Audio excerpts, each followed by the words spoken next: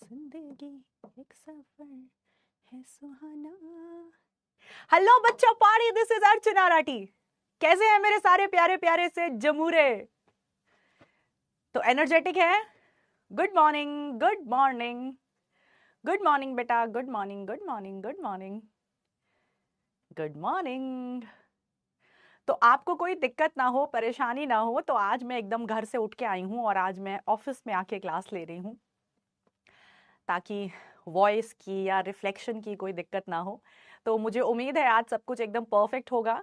बता दीजिए, आवाज़ और ऑडियो सब कुछ बढ़िया मिल रही है बेटा? गुड मॉर्निंग बेटा, गुड मॉर्निंग, गुड मॉर्निंग। तो जल्दी से मुझे बताइए video and audio is clear ताकि हम आगे चल सकें। तो मेरे बच्चों को दिक्कत नहीं होनी चाहिए, आज हम ऑफिस से क्लास ले रहे हैं इसलिए आपके लिए। Good morning, good morning, good morning. चलिए तो चलिए फिर, कंधे सीधे, आंखों में चमक, चेहरे पे स्माइल, रीढ़ की हड्डी में पूरी जान, और स्टार्ट करते हैं आज का लेक्चर। लेकिन लेक्चर स्टार्ट करने से पहले आप सबको मुझे प्रॉमिस करना होगा कि लेक्चर को पूरी कंसंट्रेशन से देखेंगे और खुश होकर देखेंगे। ऐसे नहीं, लेक्चर अटेंड करना है और साथ साथ नोट्स बनाएंगे और बोल बोल कर नोट्स लिखेंगे। जो भी आप लिख रहे हैं उसे साथ साथ बोलते चलो और साथ साथ याद करते चलो, ताकि बॉटनी का लेक्चर बंद हो तो बस आपको डीपीपीस करने पड़े, क्वेश्चन करने पड़े और बस फिर बिंदास, फिर अपना फिजिक्स केमिस्ट्री को टाइम दो। तो कर रहे हो सारे बच्चे मुझे प्रॉमिस? वॉइस थोड़ा लो है, कर रहे हैं बेटा फिक्स। सोचो यहाँ आके भी, अब मैं आपके लिए ऑफिस में आ गई, अब भी वॉइस लो है। भाई मेरे गले में ही कुछ दिक्कत है, मेरे गले की आवाज़ को शायद इतनी मधुर और इतनी प्यारी आवाज़ है, वो माइक मेरी आवाज़ पकड़ ही नहीं पाता। मैं दुनिया के किसी भी कोने में चले जाऊँ, वॉइस की प्रॉब्लम रहेगी शायद, है ना? तो बेटा शायद माइक की ऑफ ये स्टूडियो की कमी नहीं है, या आपकी मैडम की कमी है, शायद भगवान ने मेरे वोकल कोड सही नहीं दिए। यहाँ तो सब कुछ परफेक्ट होता है बेटा, ऑफिस में कभी कोई कमी नहीं हो सकती। चलिए, तो सारे बच्चे मुझे प्रॉमिस कर रहे हैं, तो चलिए इसी प्रॉमिस के साथ आज की क्लास को हम स्टार्ट करेंगे। चलिए अपनी बॉटनी कॉपी, जो एकदम सुंदर सुंदर सी नई कॉपी बनाई है उसको अपने सामने रख लीजिए और एनसीईआरटी बुक। तो लेक्चर स्टार्ट करने से पहले आपके सामने आपकी एनसीईआरटी की बुक होनी चाहिए और आपकी बॉटनी कॉपी होनी चाहिए। तो चलिए बिना देरी करे स्टार्ट करते हैं जी। तो ये बेटा टेलीग्राम चैनल है, मैं हर क्लास में बताती हूँ, बहुत सारे फेक चैनल्स हैं हमारे नाम से। ये मेरा ऑफिशियल टेलीग्राम चैनल है, आप स्कैन करके इसको ज्वाइन कर सकते हैं, वहाँ पे आपको नोट्स मिलेंगे और बाकी सारी अपडेट्स जो हैं वो मिलती रहेंगी। तो चलिए फिर, लास्ट क्लास में हमने क्या डिस्कस किया था एक बार फटाफट से ओवरव्यू ले लेते हैं। तो कल की क्लास में मैंने आपको बताया था कि जनरली एक जो प्रोकैरियोटिक सेल होता है, एक जो बैक्टीरियल सेल होता है, उसके पास क्या क्या होता है। कल हमने डिस्कस किया था कि एक बैक्टीरिया के पास बहुत कुछ नहीं होता। जब हम यूकैरियोटिक सेल पढ़ेंगे उसके पास तो जाने क्या क्या पढ़ेंगे, mitochondria, plastid, endoplasmic reticulum, Golgi body, lysosome, vacuole, micro bodies, पता नहीं क्या क्या पढ़ेंगे, पर यहाँ हमें ज्यादा कुछ पढ़ना ही नहीं है। तो ये डायग्राम हमने कल देखा था, आ जाओ इसको एक बार फिर से रिवाइज कर लेते हैं। अगर हम एक बैक्टीरियल सेल की बात करते हैं बेटा, बैक्टीरिया प्रोकैरियोट, धरती पर प्रोकैरियोट्स केवल बैक्टीरिया ही होते हैं। तो इसके पास होता है सबसे बाहर सेल एनवलप, जिसमें मैंने आपको बताया था कि सबसे बाहर होता है ग्लाइकोकैलिक्स, उसके अंदर सेल वॉल और उसके अंदर प्लाज्मा मेम्ब्रेन। तो बाहर आपको जो ये तीन परतें नजर आ रही हैं, ये तीनों परतें मिलकर, ये तीनों लेयर्स मिलकर सेल एनवलप बनाती हैं। सबसे बाहर ग्लाइकोकैलिक्स, उसके अंदर सेल वॉल, उसके अंदर प्लाज्मा मेम्ब्रेन। फिर हमने डिस्कस किया था कि सेल के अंदर लिक्विड भरा रहता है, सेमी फ्लूइड मैट्रिक्स भरा रहता है, जिसको हम क्या कहते हैं, साइटोप्लाज्म कहते हैं। ये जो प्लाज्मा मेम्ब्रेन है, यही प्लाज्मा मेम्ब्रेन अंदर की तरफ धंस जाती है तो इसको हम मीजोजोम कह देते हैं और ये रेस्पिरेशन का काम करता है। फिर कुछ बैक्टीरिया में ये प्लाज्मा मेम्ब्रेन अंदर की तरफ धंस जाती है और इसे हम क्रोमैटोफोर कहते हैं, जो फोटोसिंथेसिस का काम करता है। लेकिन क्रोमैटोफोर सारे बैक्टीरिया में नहीं होता, केवल फोटोसिंथेटिक बैक्टीरिया में होता है। फिर ये जो आपको सेंटर पर दिखाई दे रहा है, ये हमने क्या डिस्कस किया था, ये इसका डबल स्ट्रैंडेड सर्कुलर डीएनए है जिसकी सिंगल कॉपी प्रेजेंट होती है, इसको हम बैक्टीरियल क्रोमोसोम भी कहते हैं। और ये न्यूक्लियस के अंदर बंद नहीं होता है, यहाँ न्यूक्लियस है ही नहीं। इसके अलावा बैक्टीरिया के पास एक एक्स्ट्रा क्रोमोसोमल डीएनए भी है, दैट इज प्लास्मिड, जो जरूरी नहीं है सारे डीएनए के पास, सारे बैक्टीरिया के पास हो। फिर हमने डिस्कस किया कि बैक्टीरिया के अंदर चीजें जमा हो जाती हैं, वो खाना भी हो सकता है, वो हवा भी हो सकती है। तो जो बैक्टीरिया के अंदर चीजें रिजर्व हो जाती हैं, जमा हो जाती हैं, वो इंक्लूजन बॉडीज की फॉर्म में होती हैं। इनके पास अपने पर्सनल राइबोसोम होते हैं जो कि 70S टाइप के होते हैं। फिर अगर हम सरफेस स्ट्रक्चर की बात करें तो सरफेस स्ट्रक्चर में इसके पास फ्लैजिला होता है, जो जरूरी नहीं है सारे बैक्टीरिया के पास हो, पिलई होती है और फिम्बरई होती है। तो ये देख लीजिए आपके सामने एक ओवरव्यू है बैक्टीरियल सेल का। एक बैक्टीरियल सेल में मैं ये सब कुछ आपको पढ़ाऊंगी। तो ये हुआ एक क्विक रीकैप कल की क्लास का। अब आज की क्लास को आगे बढ़ाते हैं। अपनी बॉटनी कॉपी को खोल लीजिए अपने सामने, एकदम खुश होकर, बिंदास होकर, आंखों में चमक लाकर, और नोट्स बनाना शुरू कर दीजिए। तो चलिए बात करते हैं प्रोकैरियोट्स और बैक्टीरिया की। आपको हमने बताया है बेटा कि धरती पर जो प्रोकैरियोट्स हैं वो केवल बैक्टीरिया ही हैं। बैक्टीरिया को छोड़कर और कोई प्रोकैरियोट नहीं है धरती पर, बाकी सब यूकैरियोट्स हैं। Diatoms, dinoflagellates, euglena, amoeba, paramecium, fungi, plants, animals, all are eukaryotes. Prokaryotes केवल बैक्टीरिया है। यानी कि जब मैं प्रोकैरियोट्स की बात आपके सामने करूंगी मेरे बच्चों, तो मैम आपको क्या बताएंगी? मैम आपको केवल बैक्टीरिया के बारे में बताएंगी। और बैक्टीरिया बहुत सारे हैं, अलग अलग तरह के। जैसे हम डिस्कस कर चुके हैं, माइकोप्लाज्मा एक तरह का बैक्टीरिया है जो कि सबसे छोटा बैक्टीरिया है। फिर हम डिस्कस कर चुके हैं बेटा कि साइनोबैक्टीरिया भी एक तरह के बैक्टीरिया हैं, जिसे हम दूसरे शब्दों में क्या कहते हैं? BGA, that is blue green algae. फिर और भी बहुत तरह के बैक्टीरिया है, green sulphur bacteria, purple sulphur bacteria, rhizobium, Acetobacter, जाने कितने बैक्टीरिया धरती पर हैं। तो जब हम प्रोकैरियोटिक सेल पढ़ते हैं, इसका मतलब ये है कि जितने भी बैक्टीरिया धरती पर प्रेजेंट हैं, हम उन्हीं के बारे में पढ़ रहे हैं। और जाने कितने तरह के बैक्टीरिया हैं, है ना? कुछ के नाम हम जानते हैं, कुछ के नाम हम जान जाएंगे। तो ये कुछ फेमस बैक्टीरिया के नाम हैं जो हमने आपके सामने लिख दिए हैं। और हमने कल की क्लास में आपको बताया था बेटा कि हम माइकोप्लाज्मा को दूसरे शब्दों में PPLO भी कह देते हैं। कल इसकी फुल फॉर्म भी लिखाई थी मैंने आपको क्लास में, pleuro pneumonia like organism. Pleuro pneumonia like organism कल भी बताया था, क्योंकि कैटल्स में माइकोप्लाज्मा एक लंग्स की बीमारी करता है जिसे हम प्लूरोनिमोनिया कहते हैं, इसीलिए हम इसको दूसरे शब्दों में PPLO भी कह देते हैं। चलिए, अब हम ये तो जानते ही हैं, नोट लगाकर एक पॉइंट लिखेंगे जो NCERT में भी लिखा है बेटा। हम जानते हैं कि प्रोकैरियोट्स जो होते हैं वो यूकैरियोट्स से छोटे होते हैं साइज में, है ना? एवरेज जो डायग्राम में इनका डायमीटर दे रखा है वो 1 to 2 माइक्रोमीटर दे रखा है, थ्योरी में 3 से 5 माइक्रोमीटर लिखा है। और प्रोकैरियोटिक सेल जो होता है, बैक्टीरियल सेल जो होता है, वो यूकैरियोटिक सेल से तेजी से डिवाइड करता है। It divides rapidly as compared to the eukaryotic cell. So the prokaryotic cell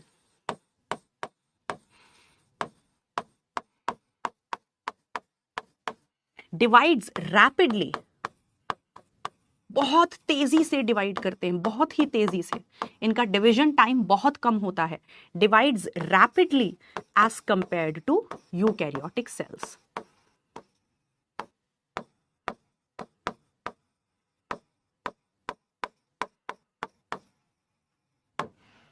right? Eukaryotic cell के कंपैरिजन में ये बहुत ही तेजी से डिवाइड करते हैं। ब्राइटनेस इंक्रीज कर लें, ओके।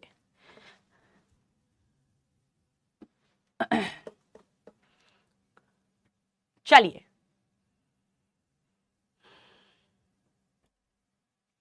तो जी मैम, इतना हमें समझ में आया।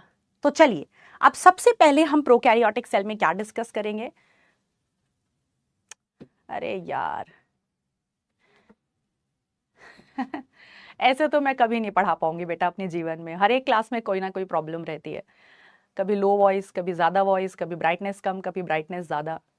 ऐसे तो I will not be able to teach चलिए, ऐसा तो नहीं है कि स्पैमिंग करते हो, चलो मैम को तंग करें, मैम इन चीज़ों से तंग हो जाती हैं, इन चीज़ों को एंटरटेन करती हैं, तो चलो तंग करते हैं, ऐसा तो नहीं है। चलिए आगे चलते हैं। सो प्रोकैरियोटिक सेल की बात हमने कर ली, थोड़ा वॉइस और ब्राइटनेस भी, ब्राइटनेस भी बढ़ाना। चलिए जी,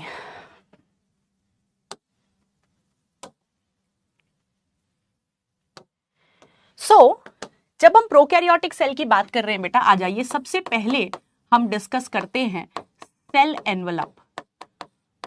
कई बार बेटा ये हमारी डिवाइस की भी दिक्कत होती है, जिस लैपटॉप में, जिस मोबाइल में हम पढ़ रहे होते हैं, उसकी आवाज कम होती है, उसकी ब्राइटनेस कम होती है। हमारे एंड से सब कुछ परफेक्ट होता है, हम क्लास लेने से पहले सब कुछ टेस्ट करते हैं, आवाज भी, ब्राइटनेस भी। जिस डिवाइस में आप पढ़ रहे हो उसकी आवाज कम या उसकी ब्राइटनेस कम हो जाती है, तो उसको आप एडजस्ट कर लो। चलिए, तो सेल एनवेलप की पहले हम बात करते हैं। तो सेल एनवेलप क्या है? एक टाइटली बाउंड, मेरे साथ साथ नोट्स बनाते जाइए, एक टाइटली बाउंड 3 लेयर्ड स्ट्रक्चर है। It is a tightly bound 3 layered structure.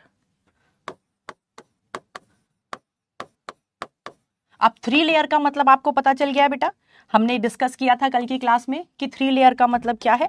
सबसे बाहर इसमें होती है, सबसे बाहर ग्लाइकोकैलिक्स होती है, फिर ग्लाइकोकैलिक्स के अंदर की तरफ सेल वॉल होती है, और फिर उससे अंदर की तरफ प्लाज्मा मेम्ब्रेन होती है। थोड़ा एसी भी तेज करना, गर्मी लग रही है। फिर उसके अंदर की तरफ प्लाज्मा मेम्ब्रेन होती है।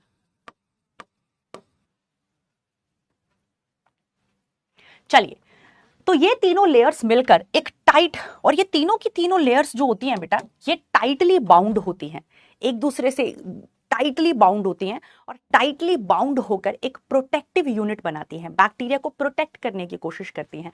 तो हम क्या कहते हैं, सेल एनवेलप एक टाइटली बाउंड स्ट्रक्चर है which act as a single protective unit. ये तीनों मिलकर एक सिंगल प्रोटेक्टिव यूनिट की तरह बिहेव करती है। ये लाइन एज इट इज आपको क्वेश्चंस में मिलेगी, ये लाइन एज इट इज आपको क्वेश्चंस में मिलेगी, ठीक है। तो सेल एनवेलप क्या है, अगर आपसे कोई पूछे तो आप कहेंगे ये एक टाइटली बाउंड, तीनों लेयर्स आपस में एक दूसरे से टाइटली बाउंड होती हैं, ये 3 लेयर्ड स्ट्रक्चर होता है, और ये तीनों लेयर्स मिलकर आपस में एक सिंगल प्रोटेक्टिव यूनिट की तरह बिहेव करती हैं, यानी कि बैक्टीरियल सेल को प्रोटेक्शन देने का काम करती हैं। अब एक एक करके हम इन तीनों को सेपरेटली डिस्कस करेंगे। तो चलिए पहले उठा लेते हैं हम ग्लाइकोकैलिक्स को। आ जाइए, तो पहले एक प्यारी सी हेडिंग लगा लीजिए आप, ग्लाइकोकैलिक्स। ग्लाइकोकैलिक्स, चलिए जी मैम, ग्लाइकोकैलिक्स जो है वो तो सबसे बाहर वाली लेयर है ना? जी हाँ, तो ये आउटर मोस्ट कवरिंग है सेल एनवेलप की। ग्लाइकोकैलिक्स, ग्लाइकोकैलिक्स जो है वो आउटर मोस्ट कवरिंग है किसकी? सेल एनवेलप की। जी हाँ, सबसे बाहर वाली कवरिंग है। चलिए, लेकिन ये जो ग्लाइकोकैलिक्स है बेटा, ये इसकी कॉम्पोजिशन का मतलब है कि ये ग्लाइकोकैलिक्स कैसा होगा, ये थोड़ी ढीली लेयर होगी या ये थोड़ी टाइट लेयर होगी, ये अलग अलग बैक्टीरिया में अलग अलग होता है। तो ग्लाइकोकैलिक्स की जो मोटाई है, जो थिकनेस है, वो पतली होगी या मोटी होगी, ढीली होगी या टाइट होगी, ये डिपेंड करता है बैक्टीरिया टू बैक्टीरिया, ये सारे बैक्टीरिया में अलग होता है। तो ये बड़ा प्यारा पॉइंट होता है कि कॉम्पोजिशन का मतलब ये किस तरह की होगी, किस तरह की बनी होगी, ये टाइट लेयर होगी या लूज लेयर होगी, इसकी कॉम्पोजिशन कैसी होगी। कॉम्पोजिशन एंड थिकनेस, ये थिक होगी या थिन होगी, वेरीज इन डिफरेंट बैक्टीरिया। अलग अलग बैक्टीरिया में ग्लाइकोकैलिक्स की थिकनेस और कॉम्पोजिशन अलग अलग हो सकती है। तो यहां पे आपके साथ इस वाली स्टेटमेंट के साथ खेला खेल सकता है, आप लिख लीजिएगा। मैं आपको यहां से साथ साथ ये समझना सिखाऊंगी कि किस तरह एनसीईआरटी से ट्रिकी क्वेश्चंस बन सकते हैं, किस तरह नीट में ट्रिकी क्वेश्चन आपको दे सकता है। तो इस वाली स्टेटमेंट के साथ ब्रैकेट में लिख लीजिएगा कि जो नीट है वो खेला खेल सकता है। क्या खेला खेल सकता है? वो आपको कहेगा कि ग्लाइकोकैलिक्स की जो कॉम्पोजिशन होती है और उसकी जो थिकनेस होती है वो सारे बैक्टीरिया में बिल्कुल एक जैसी होती है, सेम होती है। तो ये स्टेटमेंट क्या हो जाएगी? रॉन्ग हो जाएगी, ट्रिकी क्वेश्चन हो जाएगा और खेला खेला जाएगा आपके साथ। चलिए जी मैम, इतनी बात तो हमें समझ में आई। चलिए अब ये जो ग्लाइकोकैलिक्स है बेटा, ये भी फर्दर दो तरह का हो सकता है। कैसा मैम? आ जाइए बताते हैं। ग्लाइकोकैलिक्स भी टू टाइप्स का हो सकता है। It can be capsule and it can be called as slime layer.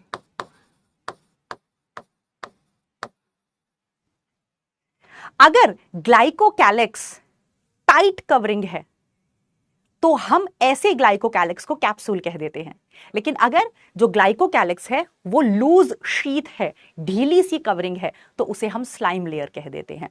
तो ग्लाइकोकैलिक्स को हम कैप्सूल कब कहते हैं? When it is a tight rigid layer. अगर ये एक टाइट रिजिड लेयर है तो हम इसे कैप्सूल कहेंगे, लेकिन वहीं अगर ये एक लूज शीट है, शीट क्या होती है? शीट कवरिंग होती है। अगर ये लूज कवरिंग है, लूज शीट है, तो ऐसे ग्लाइकोकैलिक्स को हम स्लाइम लेयर कह देते हैं। क्लियर? तो ये दो तरह का हो सकता है। अब बेटा ग्लाइकोकैलिक्स में कौन सी चीज का बना होता है? आप इसकी हमें कॉम्पोजिशन बता सकते हैं? जी हाँ बेटा, ग्लाइकोकैलिक्स आपका बना होता है म्यूकोपॉलीसेक्राइड्स का। It is composed of mucopolysaccharides. Ma'am ये म्यूकोपॉलीसेक्राइड क्या होता है? म्यूको मतलब होता है चिपचिपा, और पॉलीसेक्राइड मतलब होते हैं कार्बोहाइड्रेट्स। तो कार्बोहाइड्रेट्स कुछ चिपचिपे, ये जो ग्लाइकोकैलिक्स है ये कुछ चिपचिपे कार्बोहाइड्रेट्स से बना होता है। So it is composed of mucopolysaccharide. तो आपको इतना ध्यान रखना है, it is mucopolysaccharide, it is composed of mucopolysaccharide. चलिए जी मैम, इतनी बात हमें समझ में आई। अब ग्लाइकोकैलिक्स का फंक्शन क्या होता है? ग्लाइकोकैलिक्स क्या काम करता है मैम बैक्टीरिया के अंदर? इसका सबसे पहला काम है बेटा कि जब भी बैक्टीरिया हमें इन्फेक्शन करता है, हमारी बॉडी के अंदर आ जाता है, तो हमारी जो बॉडी का इम्यून सिस्टम है वो क्या चाहता है? बैक्टीरिया को मारना चाहता है। तो अगर बैक्टीरिया के पास ग्लाइकोकैलिक्स है तो वो क्या करता है? बैक्टीरिया को होस्ट के इम्यून सिस्टम से बचाने की कोशिश करता है। को उसका ग्लाइकोकैलिक्स पूरी फाइट करता है कि नहीं, मैं बैक्टीरिया को मरने नहीं दूंगा क्योंकि मैं उसकी प्रोटेक्टिव यूनिट हूं। So it protects bacteria from hosts immune system. Host का जो इम्यून सिस्टम होता है, होस्ट कौन होता है? जिसके अंदर भी बैक्टीरिया जाकर बीमारी करने की कोशिश कर रहा है, वो उसका होस्ट है। तो वो होस्ट के इम्यून सिस्टम से बचाता है। और दूसरा ग्लाइकोकैलिक्स का काम होता है, it prevents bacteria from dehydration. Dehydration का मतलब होता है सूखने से। जो बैक्टीरिया है उसका पानी ना उड़ जाए, वो सूख ना जाए, उसमें पानी की कमी ना हो जाए, इस बात का ध्यान कौन रखता है? Glycocalyx, right? उससे पानी उड़ ना जाए, वो सूख ना जाए, वो डिहाइड्रेट ना हो जाए, इसका ध्यान रखता है आपका ग्लाइकोकैलिक्स। अब यहां पर ध्यान रखिएगा बेटा कि जरूरी नहीं है कि ग्लाइकोकैलिक्स सारे बैक्टीरिया के पास हो। It can be absent also. So glycocalyx may be absent in some bacteria.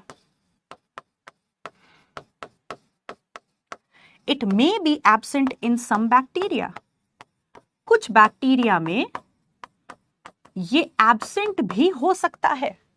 जैसे हम 12th क्लास में एक एक्सपेरिमेंट पढ़ेंगे, शायद आपने सुना हो, वैसे सुना तो होगा अगर आप यकीन बैच में पढ़ने आए हो। आपने ग्रिफिथ साहब का ट्रांसफॉर्मेशन एक्सपेरिमेंट ना सुना हो, ऐसा हो ही नहीं सकता। तो ग्रिफिथ साहब ने 1928 में एक एक्सपेरिमेंट किया था जिसे हम ट्रांसफॉर्मेशन एक्सपेरिमेंट के नाम से जानते हैं। उसमें उन्होंने एक बैक्टीरिया लिया था, स्ट्रेप्टोकोकस। कितने बच्चों को याद है स्ट्रेप्टोकोकस, जिसे हम दूसरे शब्दों में निमोनोकोकस भी कह देते हैं। ये वो बैक्टीरिया है जो निमोनिया की बीमारी करता है। तो स्ट्रेप्टोकोकस के दो स्ट्रेन्स होते हैं, दो वेराइटीज होती हैं इस बैक्टीरिया की। एक होता है R2 स्ट्रेन और एक होता है S3 स्ट्रेन। एक R2 स्ट्रेन होता है इस बैक्टीरिया का और एक S3 स्ट्रेन होता है इस बैक्टीरिया का। तो जो R2 स्ट्रेन होता है उसमें कैप्सूल एब्सेंट होता है। जो R2 स्ट्रेन होता है बेटा उसमें कैप्सूल एब्सेंट होता है और जो S3 स्ट्रेन होता है उसमें कैप्सूल प्रेजेंट होता है।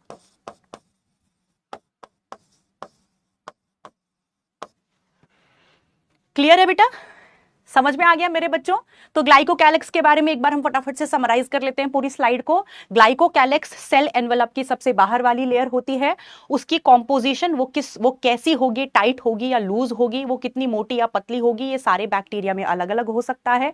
अगर वो ढीली है तो वो स्लाइम लेयर कहलाती है, अगर वो टाइट है तो वो कैप्सूल कहलाता है। ग्लाइकोकैलिक्स जरूरी नहीं है सारे बैक्टीरिया के पास हो ही, वो एब्सेंट भी हो सकता है। जैसे स्ट्रेप्टोकोकस बैक्टीरिया के R2 स्ट्रेन में ग्लाइकोकैलिक्स या कैप्सूल एब्सेंट होता है, S3 स्ट्रेन में प्रेजेंट होता है। जिनके पास होता है कैप्सूल उन्हें हम स्मूथ कॉलोनीज कहते हैं और जिनके पास एब्सेंट होता है उन्हें हम रफ कॉलोनीज कहते हैं। ग्लाइकोकैलिक्स म्यूकोपॉलीसेकेराइड का बना होता है और इसका काम होता है बैक्टीरिया को डिहाइड्रेशन से बचाना और बैक्टीरिया को होस्ट के इम्यून सिस्टम से बचाना। तो मुझे उम्मीद है स्ट्रेप्टोकोकस समझ नहीं आया। स्ट्रेप्टोकोकस में कुछ समझने जैसा है ही नहीं, वो तो एक नाम है। अब मैं कहूं मेरा नाम अर्चना है तो तुम कहो मैम समझ नहीं आया, बक बुड़बक, पिट लेगा मुझसे, पिट लेगा मुझसे। चलिए जी मैम। अब हर्ष कहेगा मैम मेरा नाम हर्ष है, ये मेरे मम्मी पापा को भी समझ नहीं आया। चलिए इतना समझ में आता है मैम।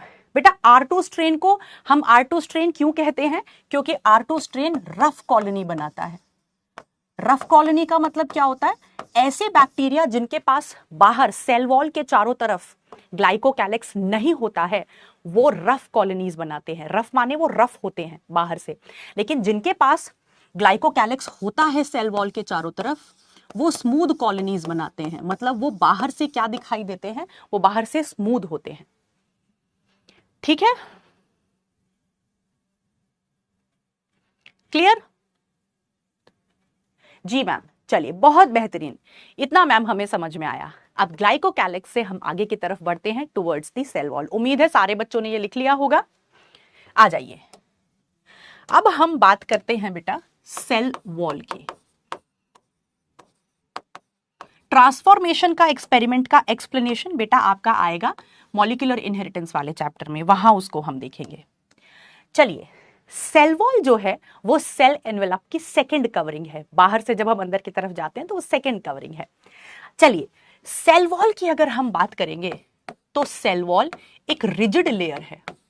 बैक्टीरिया के केस में सेल वॉल एक रिजिड लेयर होती है, एक सख्त लेयर होती है। ये एक डेड लेयर होती है, इट्स अ डेड लेयर। जैसे प्लाज्मा मेम्ब्रेन एक लिविंग लेयर है, इट्स अ डेड लेयर। फिर सेल वॉल जो होती है बैक्टीरिया के केस में बेटा, ये इसकी अगर मैं कॉम्पोजिशन की बात करूं तो ये नॉन सेल्यूलोजिक होती है। आपको ये ध्यान रखना है। प्लांट्स के केस में सेल वॉल में सेल्यूलोज होता है, लेकिन यहां बैक्टीरिया के केस में जो हमारी सेल वॉल है वो कैसी है बेटा? वो नॉन सेल्यूलोजिक है, माने कि इसमें सेल्यूलोज नहीं होता है। तो मैम अगर इसमें सेल्यूलोज नहीं होता है तो फिर क्या होता है? तो इसमें होता है बेटा पेप्टाइडोग्लाइकैन। इसमें प्रेजेंट होता है पेप्टाइडोग्लाइकैन। जी हां, और पेप्टाइडोग्लाइकैन का मतलब क्या होता है मैम? बेटा इसका मतलब होता है polysaccharide plus amino acids. Polysaccharide plus amino acid.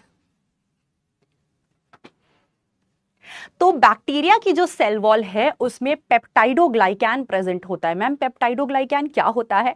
Peptidoglycan बना होता है पॉलीसेक्राइड और अमीनो एसिड से। अमीनो एसिड तो आप सब जानते हैं। पॉलीसेक्राइड क्या होते हैं? कार्बोहाइड्रेट्स को हम पॉलीसेक्राइड कहते हैं। अब बैक्टीरिया की सेल वॉल में जो कार्बोहाइड्रेट प्रेजेंट है वो दो कार्बोहाइड्रेट कौन से हैं? आ जाओ मैं आपको बताती हूं। वो दो कार्बोहाइड्रेट हैं नाम और नाग। ध्यान रखना, बैक्टीरिया की सेल वॉल में दो कार्बोहाइड्रेट, दो पॉलीसेक्राइड होते हैं। एक होता है नाम और दूसरा होता है नाग। आ जाओ इनकी फुल फॉर्म देख लेते हैं। नाम और नाग। नाम की फुल फॉर्म होती है N acetyl muramic acid. N acetyl muramic acid. और नाग की फुल फॉर्म होती है एन एसिटाइल ग्लूकोसाअमीन।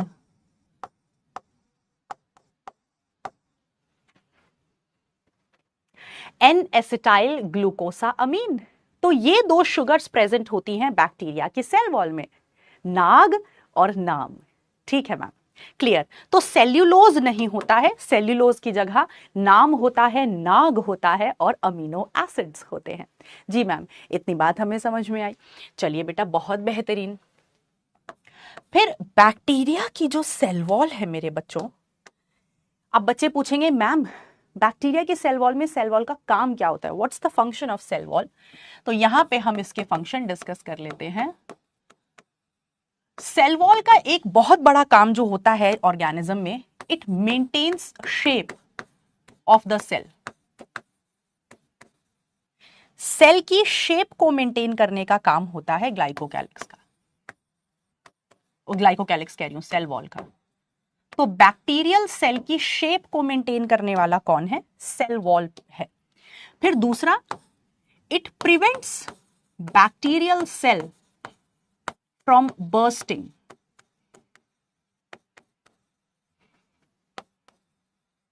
ये बैक्टीरियल सेल को फटने से बचाती है, कोलैप्स होने से बचाती है।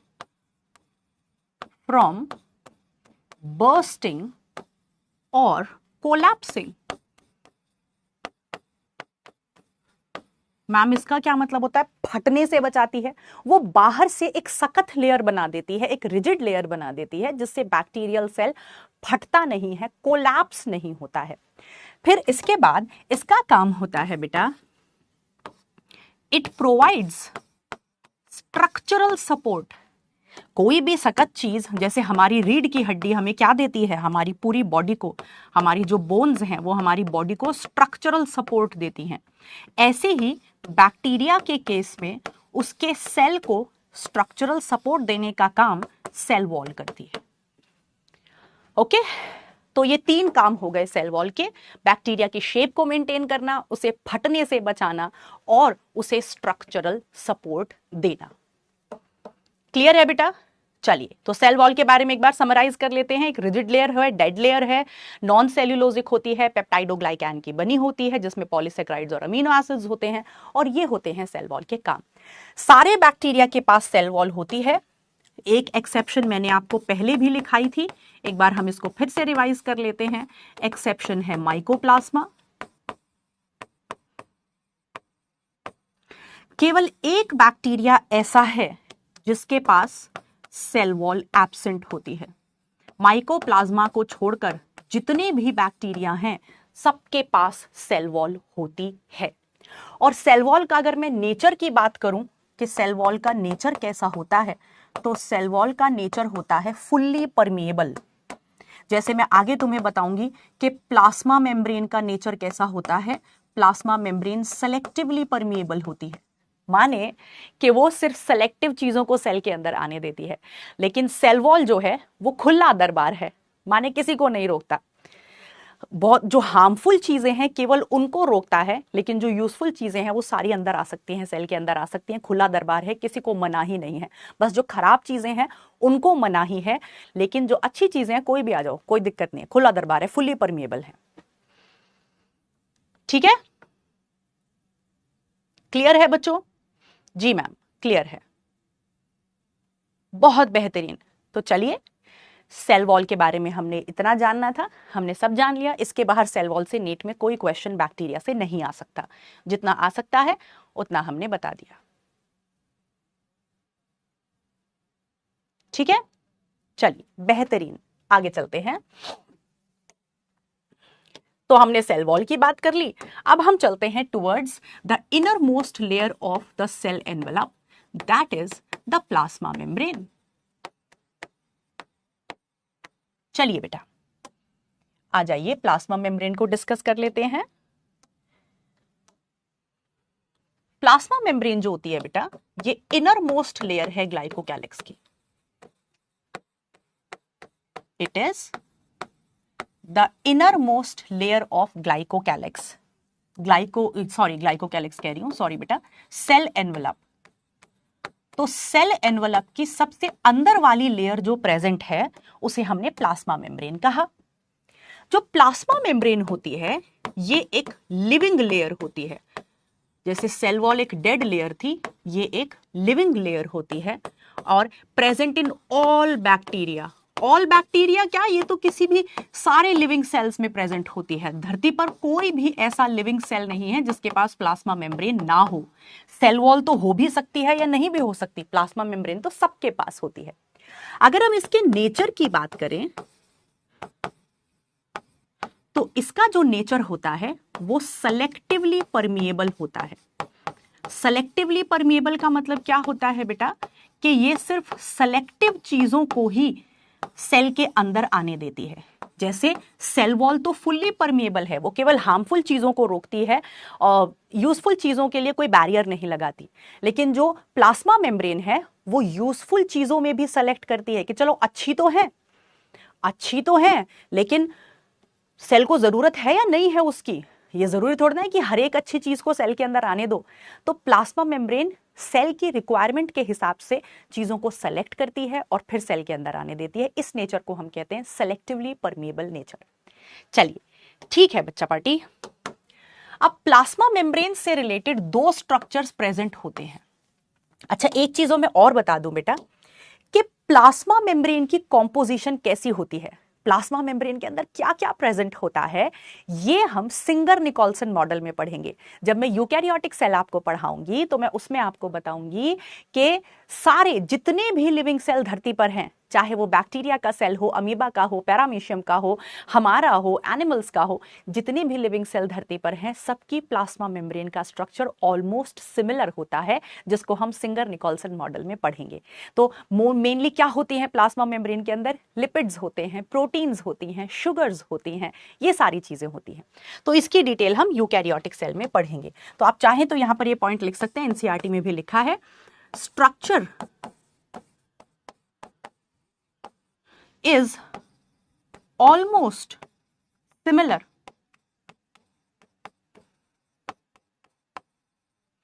to eukaryotic cell।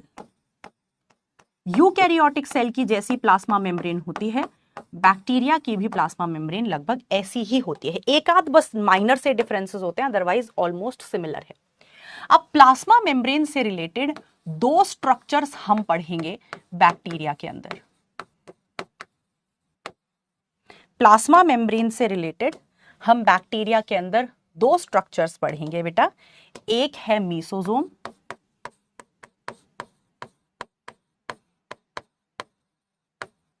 और दूसरा है मेरे बच्चों क्रोमैटोफोर।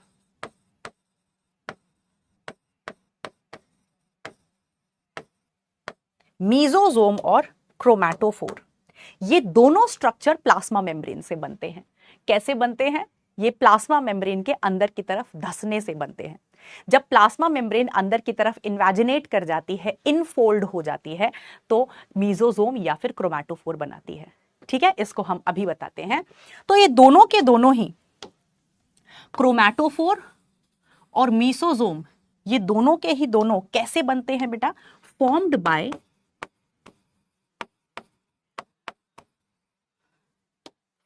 बाय इनफोल्डिंग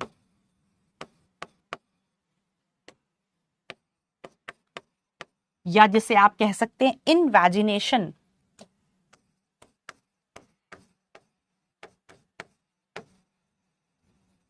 या जिसे आप कह सकते हैं extension of plasma membrane into the cell.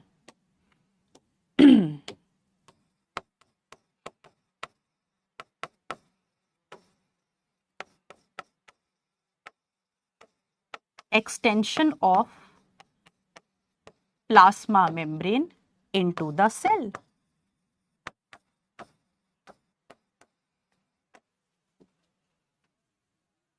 Cell, अब देखो ध्यान से सुनना इसको, जो प्लाज्मा मेम्ब्रेन है वो अंदर की तरफ साइटोप्लाज्म की तरफ इनफोल्ड हो गई है। इनफोल्ड मतलब अंदर की तरफ फोल्ड हो गई है, इनवैजिनेट मतलब अंदर की तरफ धस गई है, या फिर सेल के अंदर की तरफ एक्सटेंड हो गई है, तो इसको हम कहते हैं मीजोजोम और क्रोमैटोफोर। अगर वो फोटोसिंथेसिस करेगी, अगर ये धसी हुई प्लाज्मा मेम्ब्रेन फोटोसिंथेसिस करेगी तो हम उसे क्रोमैटोफोर कह देंगे। अगर ये धसी हुई प्लाज्मा मेम्ब्रेन क्या करेगी? रेस्पिरेशन करेगी, तो हम इसे मीजोजोम कह देंगे। यानी कि बैक्टीरिया के अंदर प्लाज्मा मेम्ब्रेन दो स्ट्रक्चर बनाती है, अंदर की तरफ धस के इन्वेजिनेट होकर दो स्ट्रक्चर्स बनाती है, एक है मीजोजोम और दूसरा है क्रोमैटोफोर। क्लियर बेटा?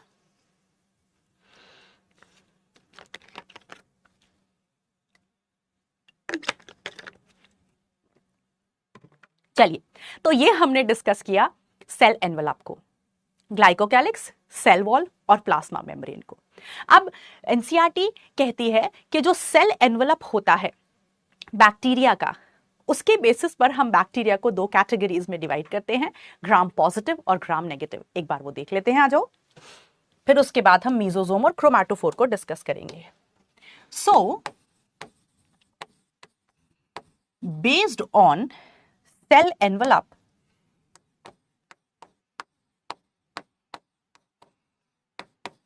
इनका सेल एनवेलप कैसा होगा, इसके बेसिस पर bacteria are divided into two categories. हम बैक्टीरिया को दो कैटेगरीज में डिवाइड कर देते हैं, बांट देते हैं। चलिए, एक को हम ग्राम पॉजिटिव कहते हैं कुछ बैक्टीरिया को, कुछ को हम ग्राम नेगेटिव कहते हैं।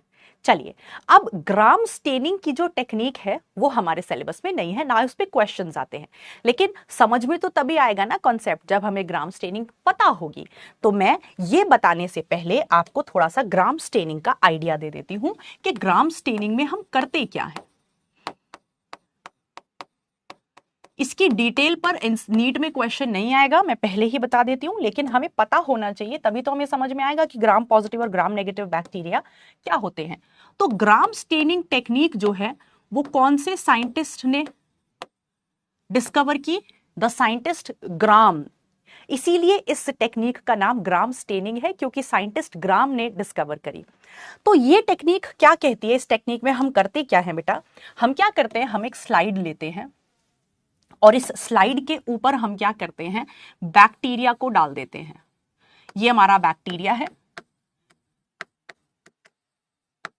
तो हमने बैक्टीरियल सॉल्यूशन को इस स्लाइड के ऊपर ड्रॉपर से डाल दिया और इसके ऊपर से हम इस पर ऐड कर देते हैं एक स्टेन, और उस स्टेन का नाम होता है crystal violet. Crystal violet stand.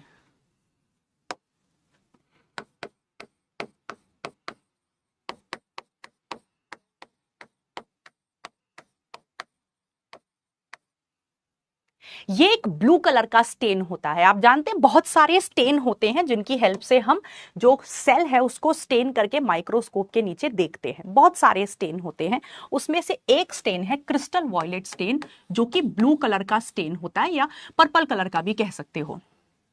ठीक है। तो हमने एक स्लाइड ली, उस पे बैक्टीरिया का सोल्यूशन डाल दिया और उसके ऊपर स्टेन डाल दिया, क्रिस्टल वॉयलेट स्टेन। थोड़ी देर इसको ऐसे ही रहने दिया। तो होता क्या है, जो हमारा बैक्टीरिया होता है वो क्रिस्टल वॉयलेट स्टेन को एब्जॉर्ब कर लेता है। जो बैक्टीरिया है हमारा इस स्लाइड पे, वो क्रिस्टल वॉयलेट स्टेन को एब्जॉर्ब कर लेता है। तो थोड़ी देर हम उसे ऐसे ही रहने देंगे। तो जो बैक्टीरिया है उसने क्या किया, क्रिस्टल वॉयलेट स्टेन को एब्जॉर्ब कर लिया। चलो, अब इसके बाद ये तो पहला स्टेप हुआ। दूसरे स्टेप में बैक्टीरिया टुक द स्टेन,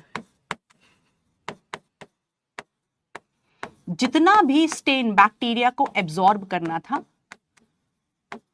उसने एब्जॉर्ब कर लिया। बहुत बढ़िया।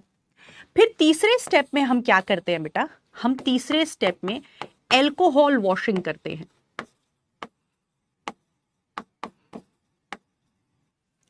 हम बैक्टीरिया को एल्कोहल से वॉश करते हैं, एल्कोहल से धो देते हैं। तो एल्कोहल से वॉश करने के बाद अगर बैक्टीरिया स्टेन को पकड़ के रखता है, उसे छोड़ता नहीं है, तो यानी कि वो ग्राम पॉजिटिव बैक्टीरिया है।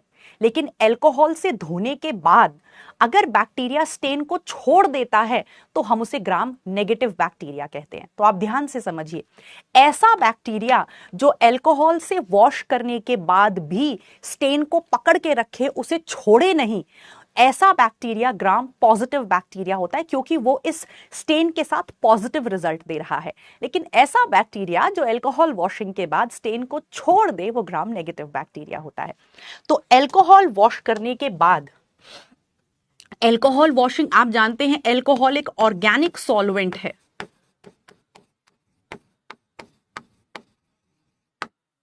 तो अगर आफ्टर अल्कोहल वॉश, अगर जो बैक्टीरिया होता है it retains, if bacteria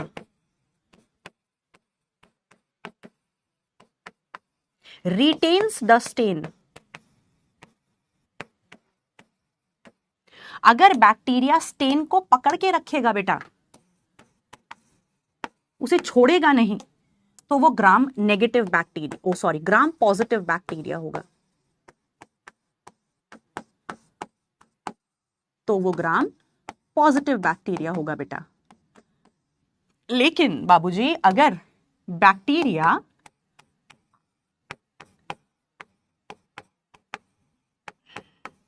loses the stain, वो छोड़ देता है स्टेन को, पकड़ के नहीं रखता,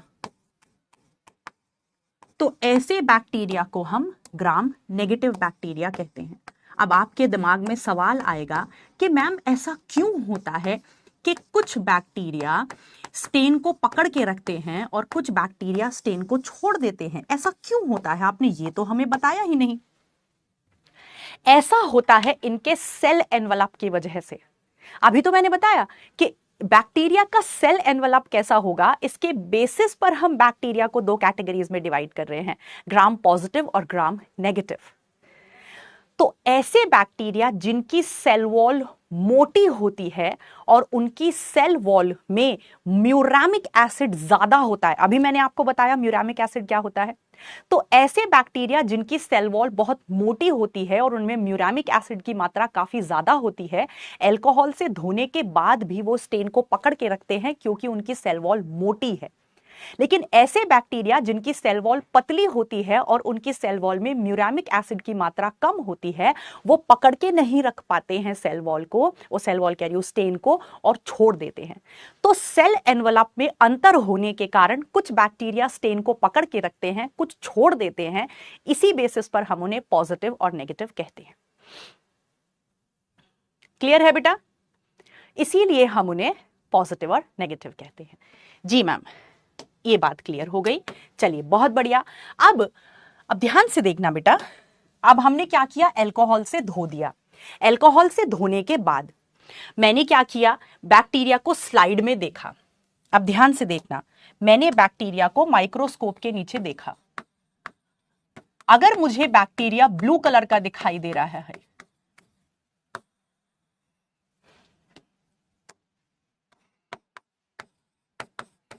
तो इसका मतलब वो कैसा बैक्टीरिया है? इसका मतलब वो बैक्टीरिया जो है वो ग्राम पॉजिटिव बैक्टीरिया है। आपको समझ में आया? मैंने बैक्टीरिया को लिया, उस पे क्रिस्टल वॉयलेट का स्टेन डाल दिया। अब मुझे पता लगाना है कि ये जो मेरा बैक्टीरिया है ये ग्राम पॉजिटिव है या ग्राम नेगेटिव है। तो मैं क्या करूंगी, फिर मैं इसको अल्कोहल से धो दूंगी। अल्कोहल से धोने के बाद जब मैं माइक्रोस्कोप में देखूंगी, अगर मुझे बैक्टीरिया नीले रंग का दिखाई दे रहा है, ब्लू कलर का दिखाई दे रहा है, तो इसका मतलब ये है कि ये बैक्टीरिया ग्राम पॉजिटिव है। लेकिन सोच के देखो, मैंने इस स्लाइड पे ग्राम नेगेटिव बैक्टीरिया रखा और अल्कोहल से धोने के बाद मुझे वो नीले रंग का दिखाई नहीं दे रहा है, तो मेरे दिमाग में दो चीजें आएंगी, ध्यान से सुनना।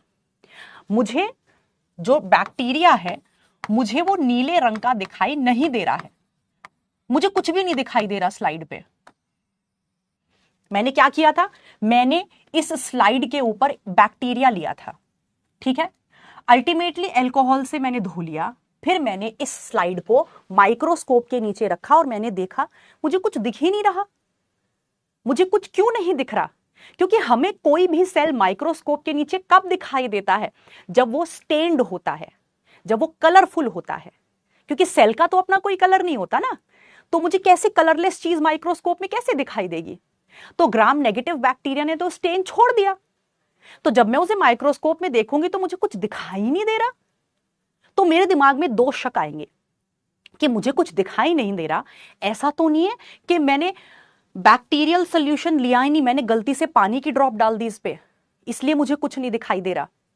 तो मैं इसको कंफर्म करती हूं कि मैंने बैक्टीरिया लिया तो है ना, तो फिर मैं उसको एक दूसरे स्टेन से स्टेन करती हूं। अगर मुझे माइक्रोस्कोप के नीचे मेरी स्लाइड में मुझे कुछ भी नजर नहीं आ रहा, तो मैं क्या करती हूं, मैं उस स्लाइड के ऊपर एक और स्टेन डालती हूं, सैफ्रनिन का स्टेन। सैफ्रनिन एक पिंक कलर का स्टेन होता है। जो लिविंग सेल्स होते हैं वो इस स्टेन को एब्जॉर्ब कर लेते हैं और फिर पिंक कलर के दिखाई देते हैं माइक्रोस्कोप में। तो मुझे इस स्लाइड के नीचे कुछ भी दिखाई नहीं दे रहा, ठीक है, कुछ दिखाई नहीं दे रहा। तो मैं क्या करूंगी, अब मैं सैफ्रनिन का स्टेन डालूंगी, थोड़ी देर के लिए ऐसे ही रखूंगी, फिर माइक्रोस्कोप में देखूंगी। अगर मुझे पिंक कलर के सेल्स दिखाई दिए, इसका मतलब यह है कि मेरे से कोई गलती नहीं हुई थी, मैंने स्लाइड पे पानी नहीं लिया था, लिया तो मैंने बैक्टीरिया ही था, पर उस बैक्टीरिया ने क्योंकि क्रिस्टल वॉयलेट स्टेन छोड़ दिया, इसलिए वो मुझे स्लाइड पे दिखाई नहीं दे रहा था। अब मुझे वो पिंक कलर का दिखाई दे रहा है आफ्टर स्टेनिंग विद सैफ्रनिन। तो अगर आपको माइक्रोस्कोप के नीचे ग्राम स्टेनिंग करने के बाद कोई बैक्टीरिया ब्लू कलर का नजर आ रहा है, इसका मतलब वो ग्राम पॉजिटिव बैक्टीरिया है। अगर आपको कुछ भी नजर नहीं आ रहा और सैफ्रनिन से स्टेन करने के बाद आपको वो पिंक कलर का नजर आ रहा है, इसका मतलब वो ग्राम नेगेटिव बैक्टीरिया है। सो ग्राम नेगेटिव बैक्टीरिया कैसे दिखाई देते हैं?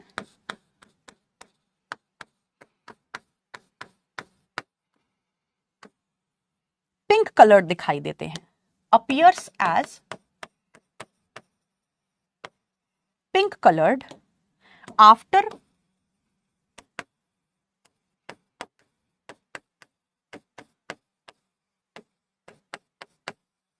after staining with saffronin।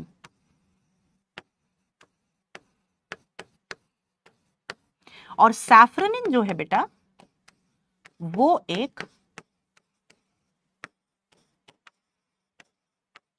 Pink coloured stand है, ठीक है बेटा।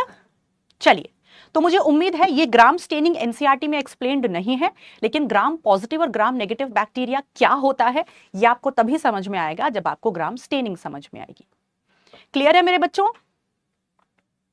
चलिए आ जाओ, अब समझते हैं कि ग्राम नेगेटिव और ग्राम पॉजिटिव बैक्टीरिया क्या होते हैं। आ जाओ मेरे बच्चों,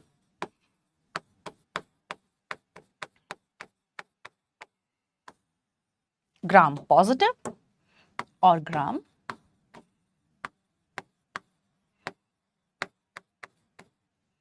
नेगेटिव।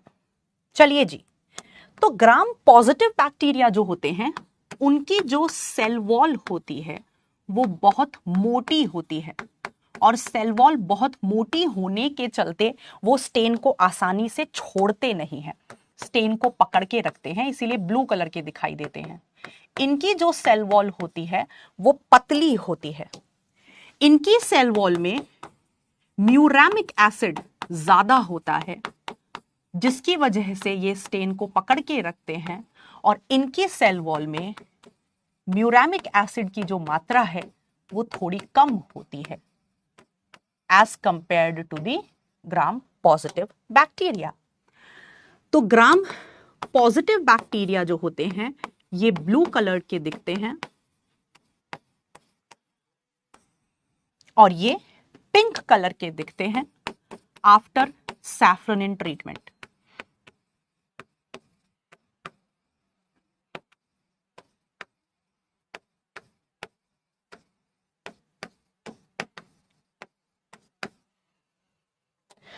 ग्राम पॉजिटिव बैक्टीरिया के अगर आप कुछ एग्जाम्पल जानना चाहते हैं तो मैं कुछ फेमस एग्जाम्पल आपको बता देती हूं, जैसे लैक्टोबैसिलस, जी हां, दही बनाने वाला बैक्टीरिया,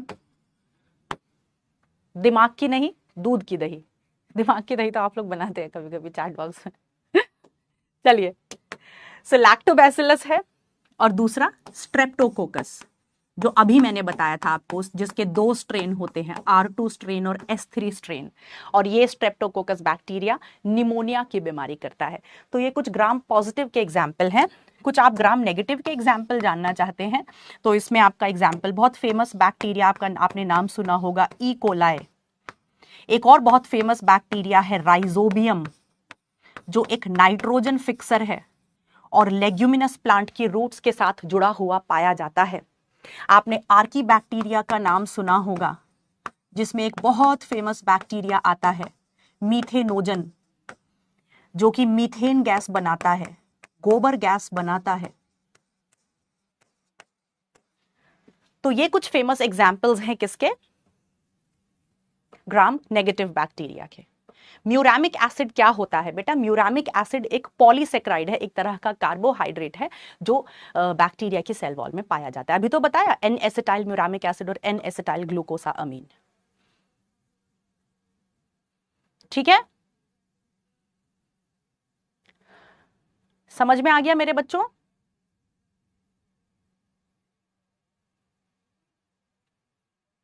एक बच्ची पूछ रही है कि मैम अगर ग्राम नेगेटिव बैक्टीरिया ब्लू स्टेन को ही एब्जॉर्ब नहीं कर पाया तो वो सैफ्रोनिन स्टेन को कैसे एब्जॉर्ब कर लेगा? बेटा इसका मतलब आप ध्यान से नहीं सुन रहे।